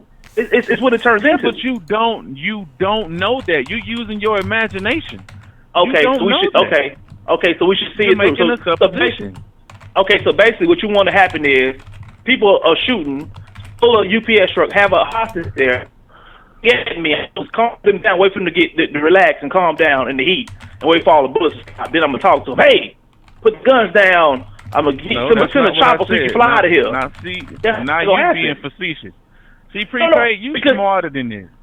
And this is what I'm saying. I want you to use your logic, which I know you have, but you're just getting in your feelings and you're really not thinking about the situation. It's no feelings at all. No feelings at all, because I stand by it. I have no problem with 4 dead when it could have been 40. Yeah, but that's ignorant as hell for you to say. How? If you actually use my logic, that's my logic. It didn't have to be. The people did not have to die. If the criminals shoot them, that's one thing. But if you are returning fire and you know that there's other people in the way, you should not return fucking fire. Your whole fucking purpose is to protect the fucking people. So you shooting the motherfuckers that you're supposed to protect. So I got a question. How much sense does that make? I got a question. So let's just say you a bodyguard. No, let me finish. Let's just say you a bodyguard, and somebody take the person that you're supposed to be guarding hostage, and you end up shooting the person you guarding to get to that motherfucker. What was the point? If I'm a bodyguard and they take the person who I'm trying to get back, I'm killing everybody in the world for me getting back who I'm supposed to get back. Yeah, but you killing that person that you're supposed to get back. You're defeating the whole purpose of your job in the first place. No, you're not, because the fact of the matter is, if you're a bodyguard and you're paid to protect that person, and you're the one that kills that person to get to the person putting them in danger, you defeated your whole purpose. But here's the thing, How do though. you not understand that? I don't think that's a relative comparison because their job isn't just That to is a say, very "Oh, relative buddy." comparison. They're trying You to knew that minimize. there was a But civilian in but there. what I'm saying, they're trying to minimize all the rest of the civilian cats. These guys are shooting Exactly. recklessly. I know They- that there was a civilian in there. Okay, but then if you're surrounded by 40, 50 other civilians in their cars and their vehicles, and these guys are shooting recklessly, Okay. so say you on the other side of the car trying All to right. take cover or whatever, they're still shooting. People All can right. still get hit in their cars. So even if... Let me ask you a question, Honcho. Would you feel any different if that was me? If I was that dude? Y'all found out that it was Professor Trill driving the truck. Them niggas ran up, took me hostage, and I ended up getting killed because I got shot by the police. Would y'all niggas feel the same? Yeah, because that's a personal Yeah, connection I that would- we have. Yeah, I mean, so the it's a first, difference. you acting like the first thing I didn't get on the phone and say was rest in peace to Frank Ordonez. No, I'm not even going at all that. I asked you a simple question, and neither one of you chose to answer it. Would you still feel the same if you I knew would that feel was me? exactly the same because they are here to protect the masses, my You a nigga. whole They're- ass nigga, prepaid. I'm gonna tell you that it's shit true. right now. It's true. You It's a true. whole ass nigga. Well, I'm sorry, Okay, so I'm you just got to take that L, bro. Man, well, you call me a whole ass Okay. nigga every day, so shit. Okay. So Yeah, that's why they call you Honcho, because you already know what you are. So we just get it along. Trill, tell me this. This is what I want to know. When you after you get off the phone, you can go watch the video, and I want you to tell me if you think that it was the police that shot Frank Ordonez, or was it the niggas who was holding him hostage? More than likely, it was the police, because, like you said, they was more No. than likely using him as a human shield. No. The way his body falls out of that vehicle, I'm telling you, it looked like he was already dead. So if he's already dead, what that means was they was holding a human shield. Okay. So again, here's my question: Could he already have been dead? Could they have already shot him and just picked his body up and put him out there? That's and kept driving? I can't say yes or no. So once again, there's lots of possibilities. What I'm telling you is that in that situation right there, that 4 lives that were taken, that could have easily been 40. Easily been 40. How? Where would the other 39 people come from? They're literally when you watch the video, you're gonna see the traffic. You're gonna see what I mean by the traffic. How many lanes was the video, Honcho? Was it 3 or 4 lanes on the highway? It looked like it was at least 4, if I'm not mistaken. So you think it would have made sense for them 2 people who was trying to get away to waste their ammo and shoot all the other people that's around them who don't have weapons instead of shooting the motherfuckers who's trying to capture them? Okay, but I got a question. How much sense does that make? Listen, so if you're trying to get out of traffic, right? Say you're blocked in, it's at a red light or whatever. If somebody starts shooting at your vehicle, what's the first thing you gonna do? You gonna hop out? You gonna try to drive off? You gonna try to shoot back? What do you think the first I'm response murking would off. be? Okay, so if I start shooting and I'm trying to clear the way, why wouldn't they start shooting at the cars to get them to start clearing the lane? Now, Honcho. Exactly. Honcho. No, wait, stop. That's the dumbest shit you ever said in your life. Wow. If you want somebody to move out your way, you gonna shoot at them? And what if you do hit them? Then are they gonna be able to move then? Wait. Hold on. At this point, you don't care. If you do. trying to get somebody to move out your way in the car, you gonna shoot at them and possibly hit them to where they can't move so they can stay in your way. Look, These these men have been making bad decisions all day. These men have been making bad decisions all day. What's one more bad decision? Absolutely. Hold on. Wait a minute. Trill, you want us to sit back here and put ourselves in the same position these niggas and have all this me curving bullets and shit and get people attention. They ain't a motherfucking UPS truck, man. I'm not taking a truck that costs no curving. Well, they charging. You exaggerating. I'm talking about what actually happened and what actually makes sense. And I'm telling you taking to some kind of extreme. Okay. You go from 4 people to 40 people. You go from shooting bullets to curving bullets. Just because you're trying to mitigate the losses, the lives that are lost. That's what the goal is in the situation, in the high stake situation. But Trill, here's the problem. You want me to tell you, oh, why would you use the ammo on people on shooting the cars to get away from them, nigga? I would have never stole a motherfucking UPS truck. All the cars on the road, I can't get away in this big brown motherfucker. So it's obvious these people keep running away from the fact. I'm not running away from that. First of all, how am I running away when you ask the question? I answered it. If you would have made the decisions that they made, I'm saying if you were in that position that they chose to be in at that moment, would you have done something differently? or even if they would have had the opportunity, what you're saying does not make sense. It would. It does not make sense because you don't want it to make sense. You keep talking before I finish the damn sentence. You're not even hearing me. You're just so ready to respond. You're not listening. You have to watch the video. Are you finished? I'm done. So when you watch the video, I guarantee your whole narrative's going to change. But once again, you asked me a question, I answered it for you. You don't like the answer, that's fine with that. It doesn't change my perspective on it. It's not about me liking the answer. It's about you exaggerating the answer and you making up nothing to exaggerate. You didn't have a chance in happen. Okay. Hear me out. If you are willing to exchange fire with the police, you're willing to exchange fire and shoot anything in your way. That's just the psyche of it. Correct. There's no other way around it. So yes, they would have shot the cars in front of them to get their attention. Would it have been a smart idea to shoot a person who cars in front of you and they possibly could die and be stuck for good? No. It's not a great idea. I wouldn't have done it, but guess what? They would have. Once again, if it was me, I'm telling you, they had to shoot over the cops. They couldn't. The cops ended it. They didn't. The cops ended it. They didn't. So the cops took it didn't make sense. Right, and the cops. It made the most sense. The same way the guy said that he don't think that the cops. He first of all, he made it seem like he had a personal vendetta versus the cops. That they, lawless people, whatever. I don't work with them niggas. I couldn't tell you that. What I can tell you is that you missed a boy who was a part of the military training the cops or whatever. Yeah. No, he didn't sound like he had something with the cops. He had a problem with their attitude, which I think is justifiable. If you trying to teach somebody about some kind of procedure or something or how you handle yourself and they frame of mind is fucked up, then yeah, I can see how that could be a problem. Nigga, you running around with a lethal weapon and a license to use it. Absolutely he should have something to say about that. What are you talking about, prepaid? Are you stupid? But he didn't train the cops that was in that situation right there. No, and I wish he would have. Maybe the outcome would have been different.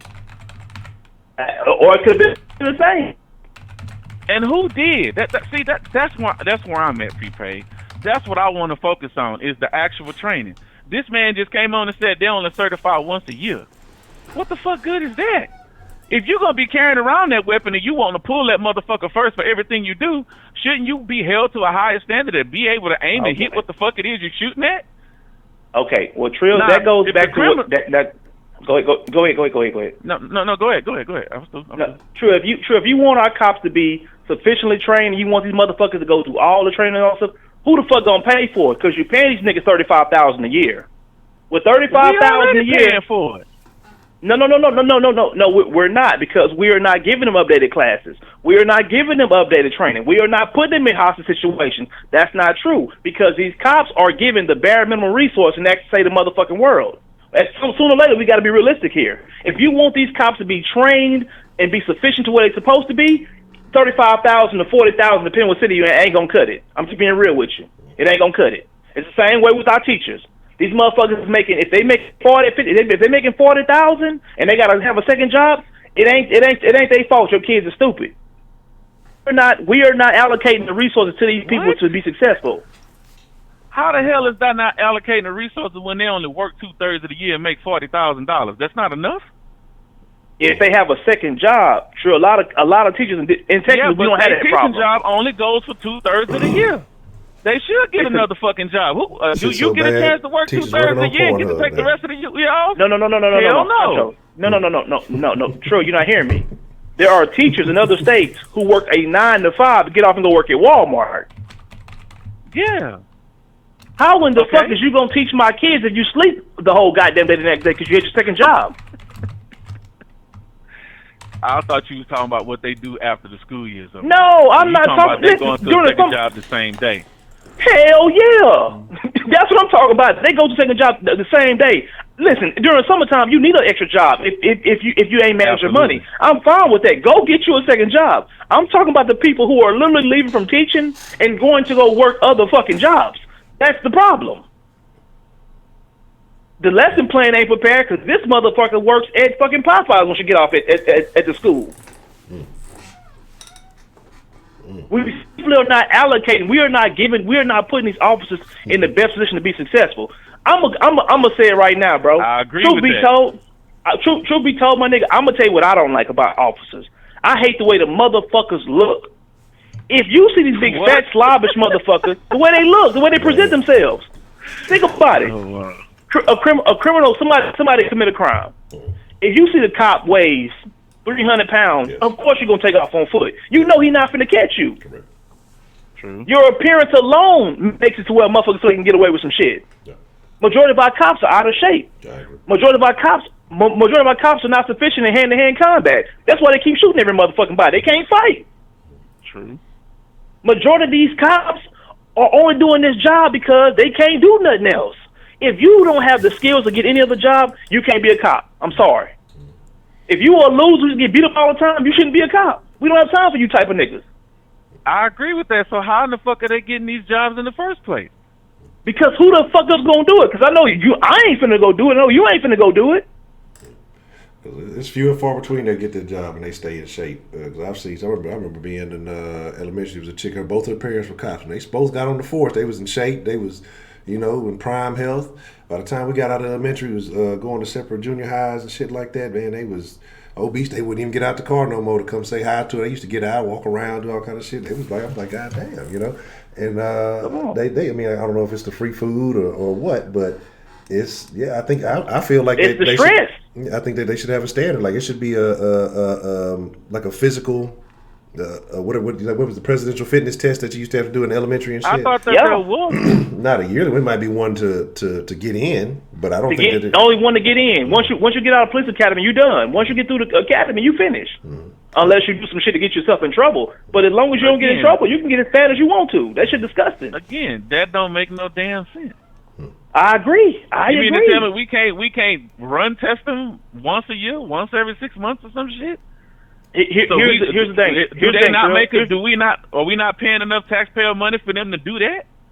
No, because here's the thing, True. If let's say, for example, we take the 5 fat cops and go put them out there and have them out here working out and doing their test. Well, who the fuck is out here patrolling the store? When Larry Curley and Mo decided to go hit the motherfucking broad daylight. See what I'm saying? We don't have enough officers, period, and the ones we do have are pieces of shit. I got a solution for that shit. What you got? I don't think that there should be no traffic cops. Oh, well, I'm fine with that also. I'm fine with that also. I mean, the lights up, the cameras. They already got all these goddamn cameras and shit everywhere. Just take a picture of your ass and send it to your crib. Because I get tired of driving on the interstate, because I do a lot of driving on the interstate, and I see 2 motherfuckers in some gas guzzling ass Tahoes sitting there just talking to each other, ain't doing shit. When we know goddamn well, there's a bunch of goddamn crime going around everywhere. I agree, but see here, this is how I view things. This is how I view solutions. If it's a problem, if it's an infrastructure problem, fix the infrastructure. If it's a financial problem, you have to allocate resources to it. You have got to allocate resources to it. It don't matter how much you hate a motherfucker for coming to work late. If he on his way to work and they got motherfucking 17 potholes, listen, bro, you got to fix the infrastructure. We can complain about the cops all we want to, but as long as the motherfucker is making chump change, $35,000 is chump change. To risk your life, let me tell you something right now. Let me tell you what $35,000 get you from prepaid. I may call you back every now and then. $35,000. I probably ain't gonna. It ain't gonna be on. It ain't gonna be. I'm just being real with you. It ain't gonna be on the time that you want me to call you back. I may text you. Just depends how I'm feeling that day. 35,000 ain't gonna get my attention. They ain't moving no needles. So you think I'm finna go out here with these fucking zombies out here with these retards? Because let me tell you something right now. Something gotta be chemically wrong with you to go steal a motherfucking UPS truck. That's your getaway car. It's a big brown truck with 3 yellow letters on the side. You can't identifiable, and that motherfucker ain't armored or nothing. Nothing. No juice. No AC. I mean, oh my god. That bitch will run by 70, 75 though. Come on, bro. 75. 75. Yeah. You caught. At 75, you know you caught in that big bus load. Jesus, man. 75? Come on, bro. You might well stole a school bus, bitch. At least you could have used one underneath the seat. That's what I'm saying, though, bro. So what I'm saying is, bro, until we allocate the resources to these officers, we just kind of stuck what we stuck with. I want us to be able to eliminate. Okay, this is my personal opinion. Okay, this is just me, and I'm probably gonna get voted out, and I can understand that.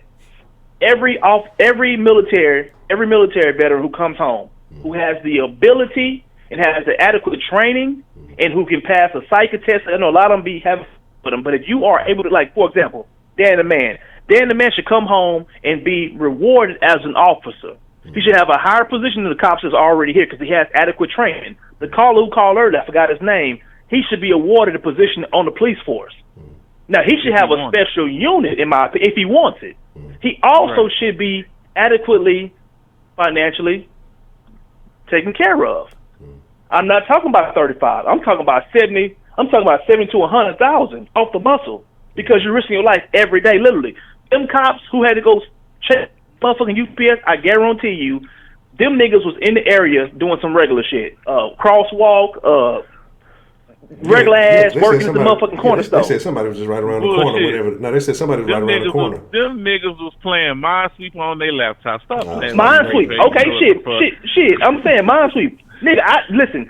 If we go from Minesweeper to a nigga that knocked off a jewelry store, shot a nigga on his way out, they got a whole motherfucking hostage using it for a human shield, I ain't signed up for this for 35,000, my nigga. The JCPenney, the person at JCPenney who ring up your items make more than that. Nigga ain't signed up for no crime. That's just how I feel about it. You know what I'm saying? Now, I'm not making excuses for him. You know what I'm saying? It is, at this point, it just is what it is. Shit just fucked up. What I will tell you is I ain't gonna do the job. I don't know anybody who willing to go out here and do the job. So what's the selection pool for it? Who we picking from? It's not the best. I'd rather work for waste management. I'm gonna keep it 100 with you. I'd rather work for waste management.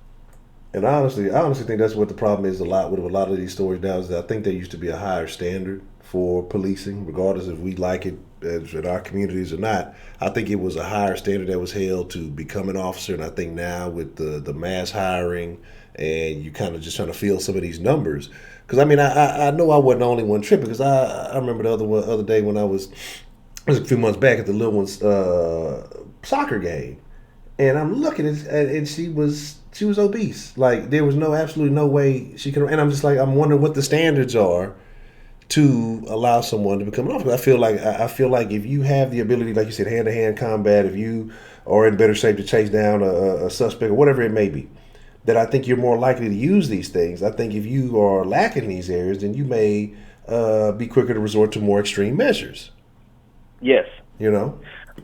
Here's an example, Trill. Think about this. Just visualize this. You see so many fat and out of shape cops, right? When you finally see one that's in shape, it's an anomaly. I seen a cop in the gym. Nigga was yoked the fuck up. I had to go talk to the nigga. Hey man, which department you work for? How long you been over there for? What you protein you on, nigga? What you taking? You ain't giving to them other people. What them other fat niggas at? Man, get them niggas in here, man. He yoked the fuck up, bro. I'm talking nigga like RoboCop out here, but it's only 1 out of 1,000. You know what I'm saying? Now, Dakota was talking about how the cops were hiding behind the vehicles when they were shooting. He didn't like that because they was using like other cars as far as a shield. I ain't never been in a position, but I'm telling you something right now. I'm not going to be trading no motherfucking rounds in the middle of the street like that. This ain't no motherfucking movie. I'm shooting and rolling underneath the cars. I'm going to keep it 100 with y'all. That's just me. Once again, don't put me in the police force. There's going to be a whole bunch of dead niggas real quick around here. I'm laying everything down. Yeah. That's just me, though. Well, that's the wild thing about it, though. Like I said, I think that, I think there's a few things that can be done. And again, I agree with you. It's a job that I wouldn't do. I'm not going to sign up for it. And I agree with more people are thankless because look, it's a tough job. I mean, when you got to react on the spur to say, regardless how we feel, like I say, we can sit back now. Like I said, I'm in my squeaky chair, and y'all are wherever y'all may be, and we can break down and analyze. We have 20, 30 minutes or an hour, however long we've been talking about it, to think about everything that could have went, that should have went, that we could have did this. That. When you react in a matter of seconds, minutes at most. You don't have time to analyze each and every detail. We shoulda, coulda, woulda. You're trying to accomplish an outcome, and so that's why, like I said, I look at it a little bit different. Like I'm not gonna blame the police in this situation.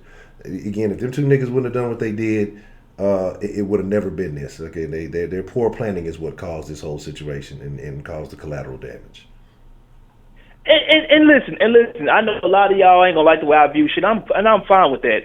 All I'm saying, these two niggas was career criminals. Surely there had to be a better vehicle out there, man. That's all I'm saying. God, 75. What we gonna do with a car that goes 75? Bro, look at all them cars out there. Girls have to go on a cruise and shit. They figure they're gonna take one last ride before they. Oh shit! Still the Corvette, bro. Look. You probably can't shoot out. You ain't gonna win the shootout, but you could probably get away. At least get some distance from you. A fucking UPS truck, that big brown and ugly ass car, and it's loud. It ain't stealth. You was in a UPS truck for 20 miles. Come on. You know how hot and sweaty you are. I just found out ain't no AC in that motherfucker. That's tough. That's why come on, man. In Florida. That's tough, man. Not me. It's not me, nigga. I'll take my chances on foot before I jump in the UPS truck. Yeah. I don't know about that on foot shit. Look. Who gonna run you down and catch you? Ain't gonna be the motherfucking cops. Well, shit, they ain't gotta run you down and catch you. That's what bullets is for. Hey, I'm gonna take my chances out here in the motherfucking woods or something. Cause, bro, there ain't no way unless the helicopter out there. Woods in Florida? Yeah, it is. Lots of trees in Florida. Nigga, it's swamps in Florida. Ain't no fucking woods in Florida. It's Everglades. It's wood. Some iguanas. That ain't no goddamn woods. it's woods in Florida, bro. I'm telling you. You can take your chances on foot.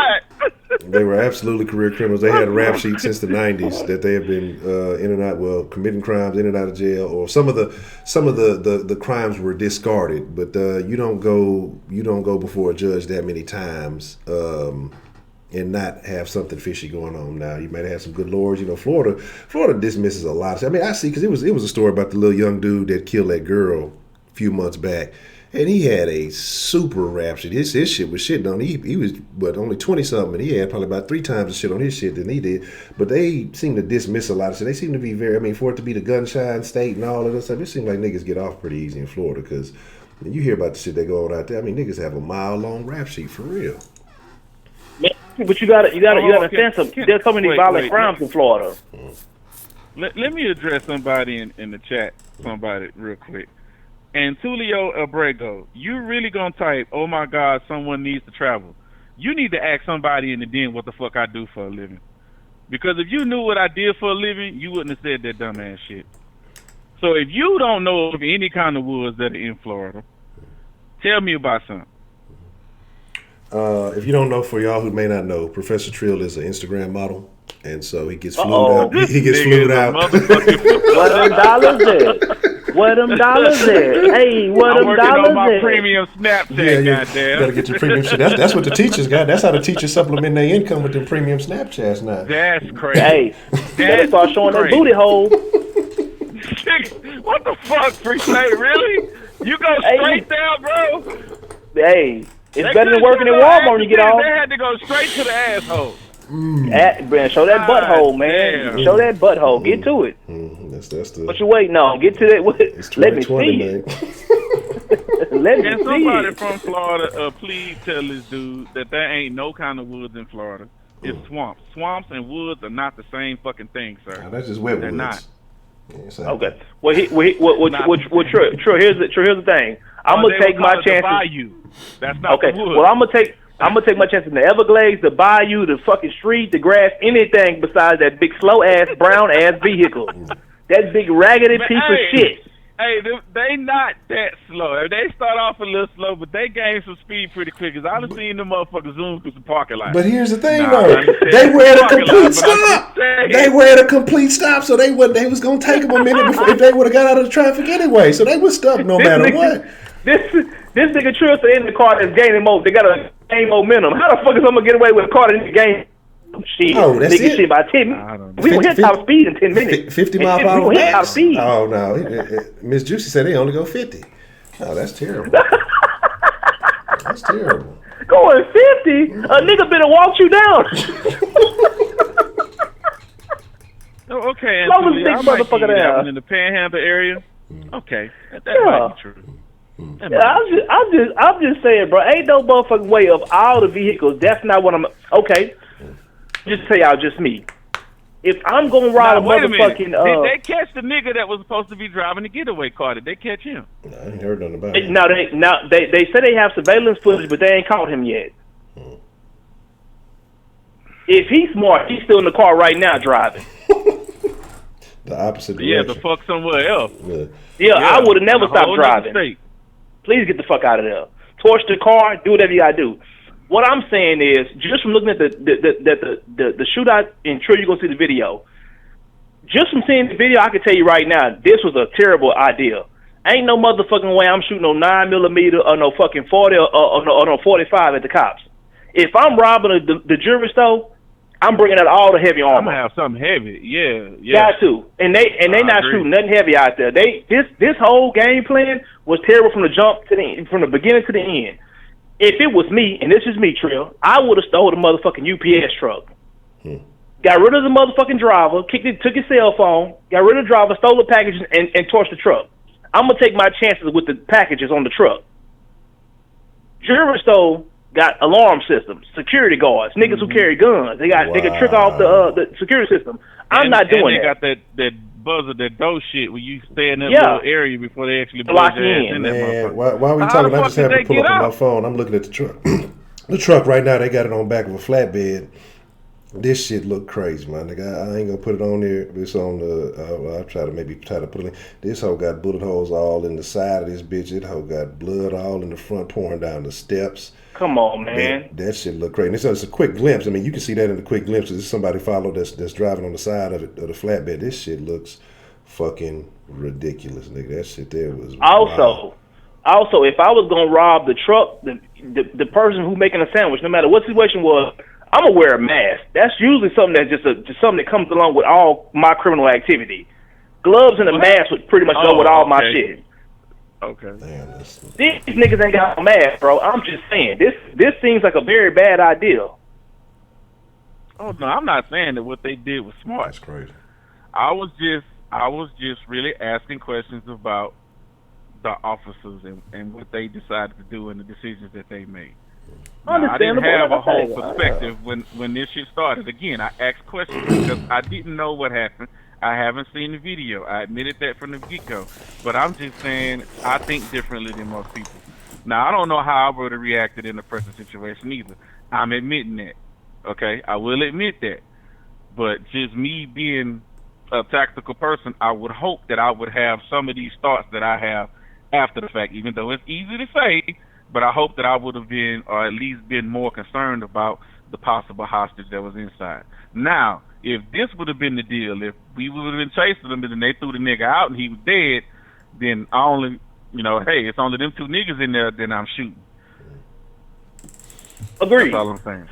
And before we get out the phone, I want to clarify. If that's what happened, then, hey, I understand, but I'm not, that's why I asked what happened first. When y'all said they was using him as a shield, then no, I wouldn't have shot him there. Now, and let me clarify this before. That's the perspective I'm looking for. Before I get off the phone, I want to clarify this because I don't want nobody to think that. I want to be very clear on this. The comment I made about the military, when you in Afghanistan and Iraq and all that type of shit, I want to be very clear on something. As a United States citizen and as a United States military officer, or whatever my title is, I'm only here to protect the United States and my battalion. So if you are harmed to me in any form or fashion, I'm laying you the fuck down.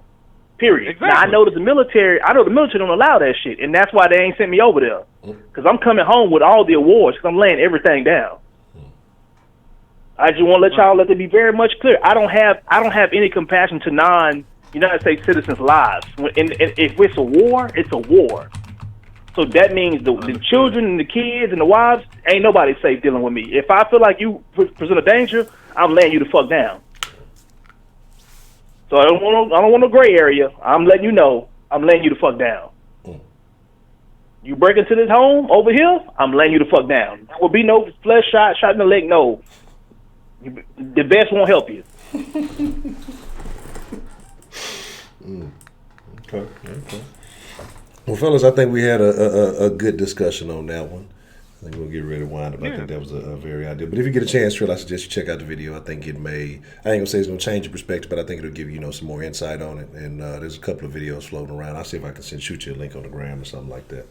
But Yeah, send that to that nigga so he can know what the fuck going on right here before he threatening my testicles. Yeah, fuck you, nigga. I was doing my big word impression, nigga. Fuck you. After you watch it, give me a And call, fuck nigga. you too. Fuck you too, man. K, why are you worried about me, nigga? I'm listening. I know how to shut the fuck up. Sometimes Trill, call me when you I get want done. to. I called in to ask some questions, goddamn, and they answered my questions, and I had more questions than they answered them. So it ain't about being humble. It's about getting a fucking understanding. So I called the dude who I knew was going to give me his perspective. So I decided to go back and forth with him. And I don't see nothing wrong with that. God damn, y'all motherfuckers act like this is a fucking competition every time. We just having a discussion about what happened. That's it. When you get done watching the video, nigga, call me and let me know what you think. All right, I will. I'll do that. All right, fuck with me. That's a bit, fellas. Fuck off my phone, nigga. Adios, nigga. In Espanol. I don't know how to say get the fuck out of here in Spanish. I know it used to be the first thing I used to know was all the cuss word. But here's the deal, man. Like I told y'all, we're not extended dinner tonight. Now y'all can complain and say, well, yeah, those guys got a long phone call and I wanted to call in and share my thoughts too. Gosh darn it. Y'all know how the den goes. Sometimes it happens. I'm not letting down the Mixer Crew tonight. Mixer Crew, I'm going to show y'all some love because I said that I owed it to y'all. So we're going to make that shake here shortly. I'm gonna get some grub here. And then, we can be on the Mixer. We're going to talk a little trash.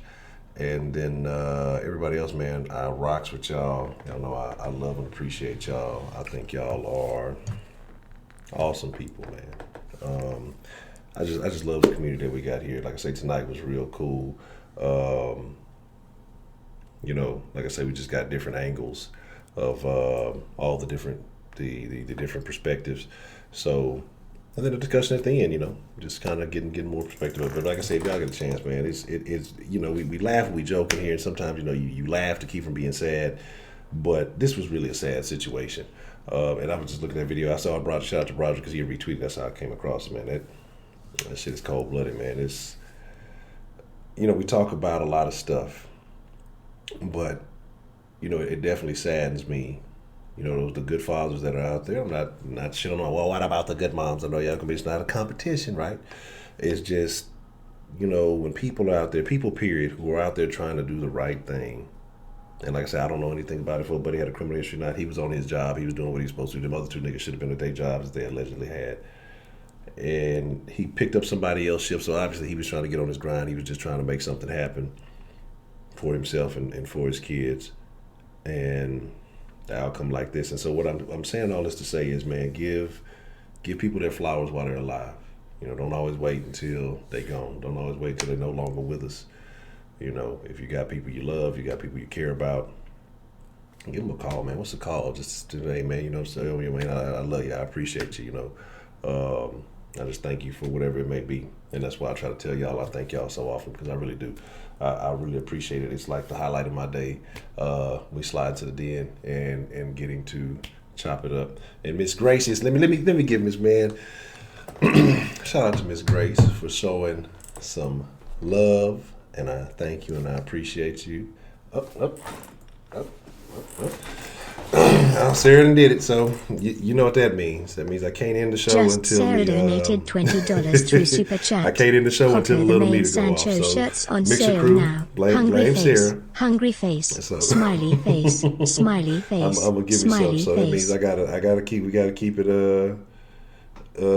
We gotta keep going until the little meter go out. So, I'm dollar bills, y'all. Now that wasn't nice. I've said flowers, not fallacious looking pieces of meat. That's not good. But appreciate the love, just Sarah. Thank you so much. Hey, I'm gonna get some Honcho Sancho shirts. I don't know. That might not be a good idea because fellas who work in the plants, fellas who go overseas for any reason. They might not be too keen on that. It's Sancho, this old hoe ass nigga. What you think you're a Jody now? Getting abused by fucking Oscar Myers. This is a terrible, terrible situation. That's the follow up. Let me send these links real quick. But Roger, we ended every night this week. Every night. Every single night. You realize we went, except for yesterday. Yesterday was 3 hours. We went about 4 hours every night. You know what I'm saying? Every night this week. And I love y'all. I appreciate y'all. But let me see. What is that? I'm going to calculate because I think something was a little low for us. So let's say about 16, 3 hours last night. That's about 19. 2 hours night. That's about 21. 21. I almost spent a whole literal day with y'all, and I'm not being negative about that. I enjoy it. I appreciate every moment of it. But yeah, I just almost spent a whole day with y'all this week. You know, that's cool too though, because like I say, it doesn't even seem like that. I'm gonna shoot you this aftermath video. That nigga Jeff Shelley a fool. I'm gonna shoot you this is the aftermath video that I just sent you, Professor Trill. I owed 20. What? I was owed 24 hours, man. Yes, last night was pretty funny. Miss Misty and the pearl necklaces. Look, so y'all gotta understand, right? Some of y'all be in the chat trolling and going hard. And I thank you for Mr. Astro Rockets texting. Last night was pure comedy, and it was very informative. Very informative. Yeah, but like I said, I'm gonna do 30 days of Den, so I'm gonna give y'all a Den every night this month. That's like I said on the sauce. I'm 31 days of the sauce, but I missed Sunday because of that Texans game for y'all. Shonda, I appreciate the love. Thank you. Yeah, last night was a lot of interesting stuff happened last night.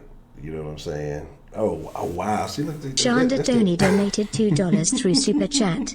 Love the Den, folks. That's that New York math. Only one lie. That's that racist math. Last night was interesting. Yes, Miss B Moore called in last night, and that was a very, very interesting conversation. Miss Ashley called in last night. Miss Misty called in last night. There were some interesting text messages on the line last night. Roger gave us some game, you know, on sustaining your relationships. So like I said, there was a lot of good calls last night. Mr. Mr. Kenneth called in. Talked about the killer pussy. So that was very interesting. Yes, Mr. Dakota called in and shared some stories with us. Like I said, it was a good night, man. Oh, word, Hollywood? Okay. But let's see, that's look, see, that's what got you timed out in the sauce with that nonsense. Don't be jumping on him back. Go root for the Broncos like you rooted for the Patriots last week. What happened last week when you rooted for the Patriots, Rashida? Rashida will get on there. Y'all gonna lose anyway. Just hating. You know, should have bet you a side man sandwich.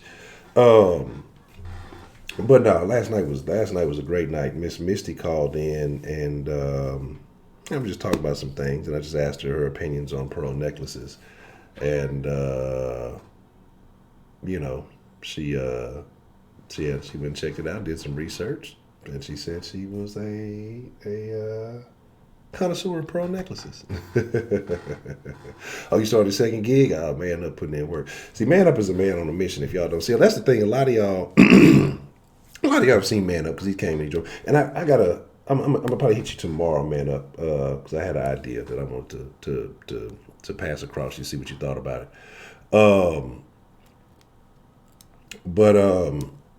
Yeah, it was Man Up has joined me on the show several times, and not as much. Reason I know he be putting in work and things like that. So some of the newer folks may not be as familiar with it, but Man Up definitely used to have a lot of real good shows. And but Man Up is a man on his grind. He's a man on a mission, and that's what's happening. That's what's happening. So I love to see that you're on your mission, that you're on your shine, and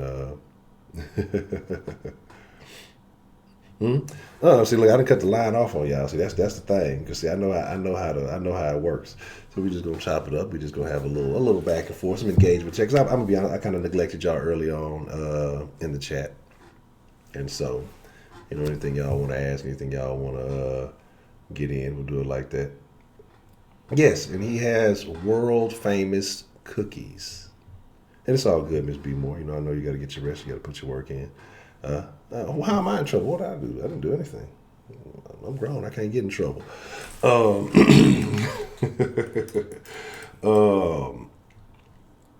So yeah, you got to highly man. I've got world famous cookies. Emerald Lagasse tried to steal his recipe. That's the story. He don't want to tell you. He don't like to tell y'all this story. I know about it, but I'm trying to tell y'all. It's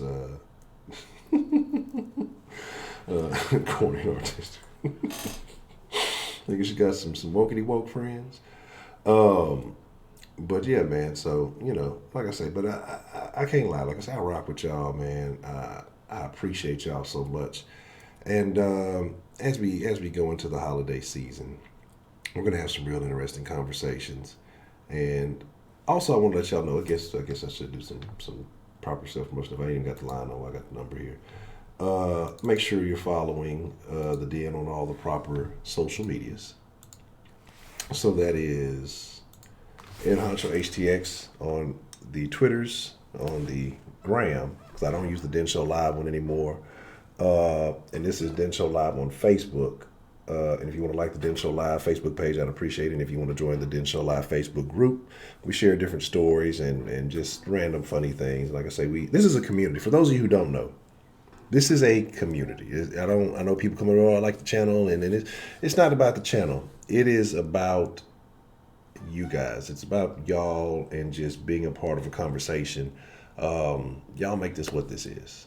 And so, like I said, I find myself time to time just sitting back and just thinking of the funny shit and just the humorous shit that goes on.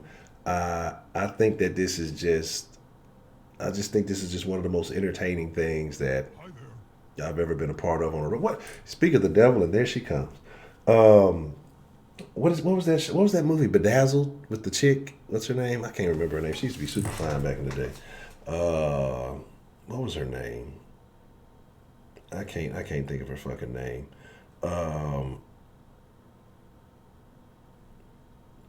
Dang it! What was her name?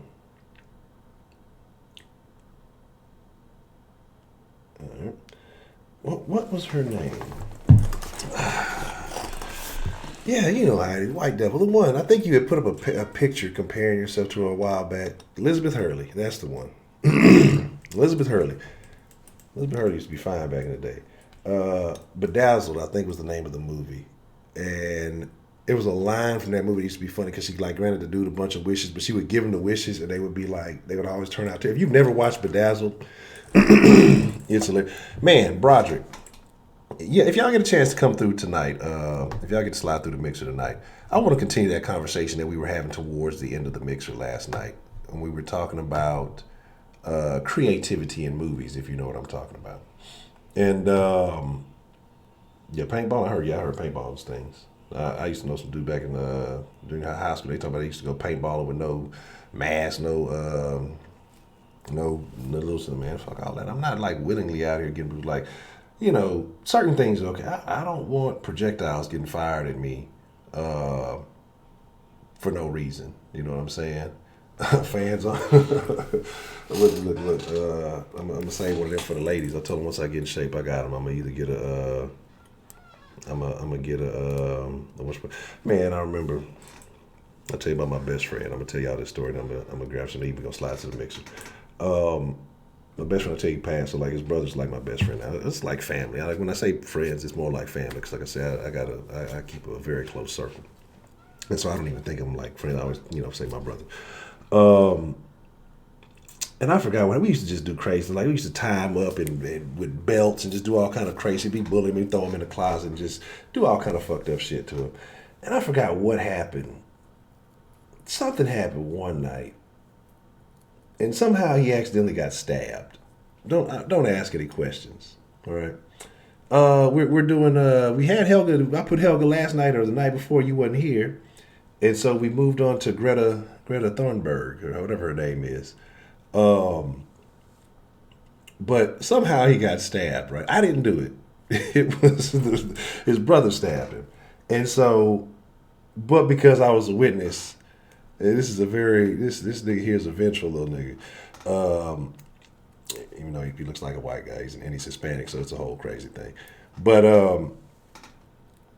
so the next day we out in the front yard, in the street playing basketball. You know, I don't think kids do that anymore. We saw this streetcar come by. You know, he paused the game and don't let it be somebody you don't like. Then we finna set it off in the street. But so we playing basketball, and all of a sudden I see my brother jump up. Ah! What the fuck? You know, and he yelling like, "What the fuck? Like, what's the fuck wrong with you? You got stung or something?" You know, I'm laughing at him like, I don't know what the fuck is going on. So I grabbed the basketball. I'm playing with that bitch. And then, I don't know what happened. Next thing you know, it was some old Forrest Gump shit. Ow, something bit me. This nigga shot me in the ass, dog. And I just happened to look up, and this motherfucker's on the roof with the fucking pellet gun, dog.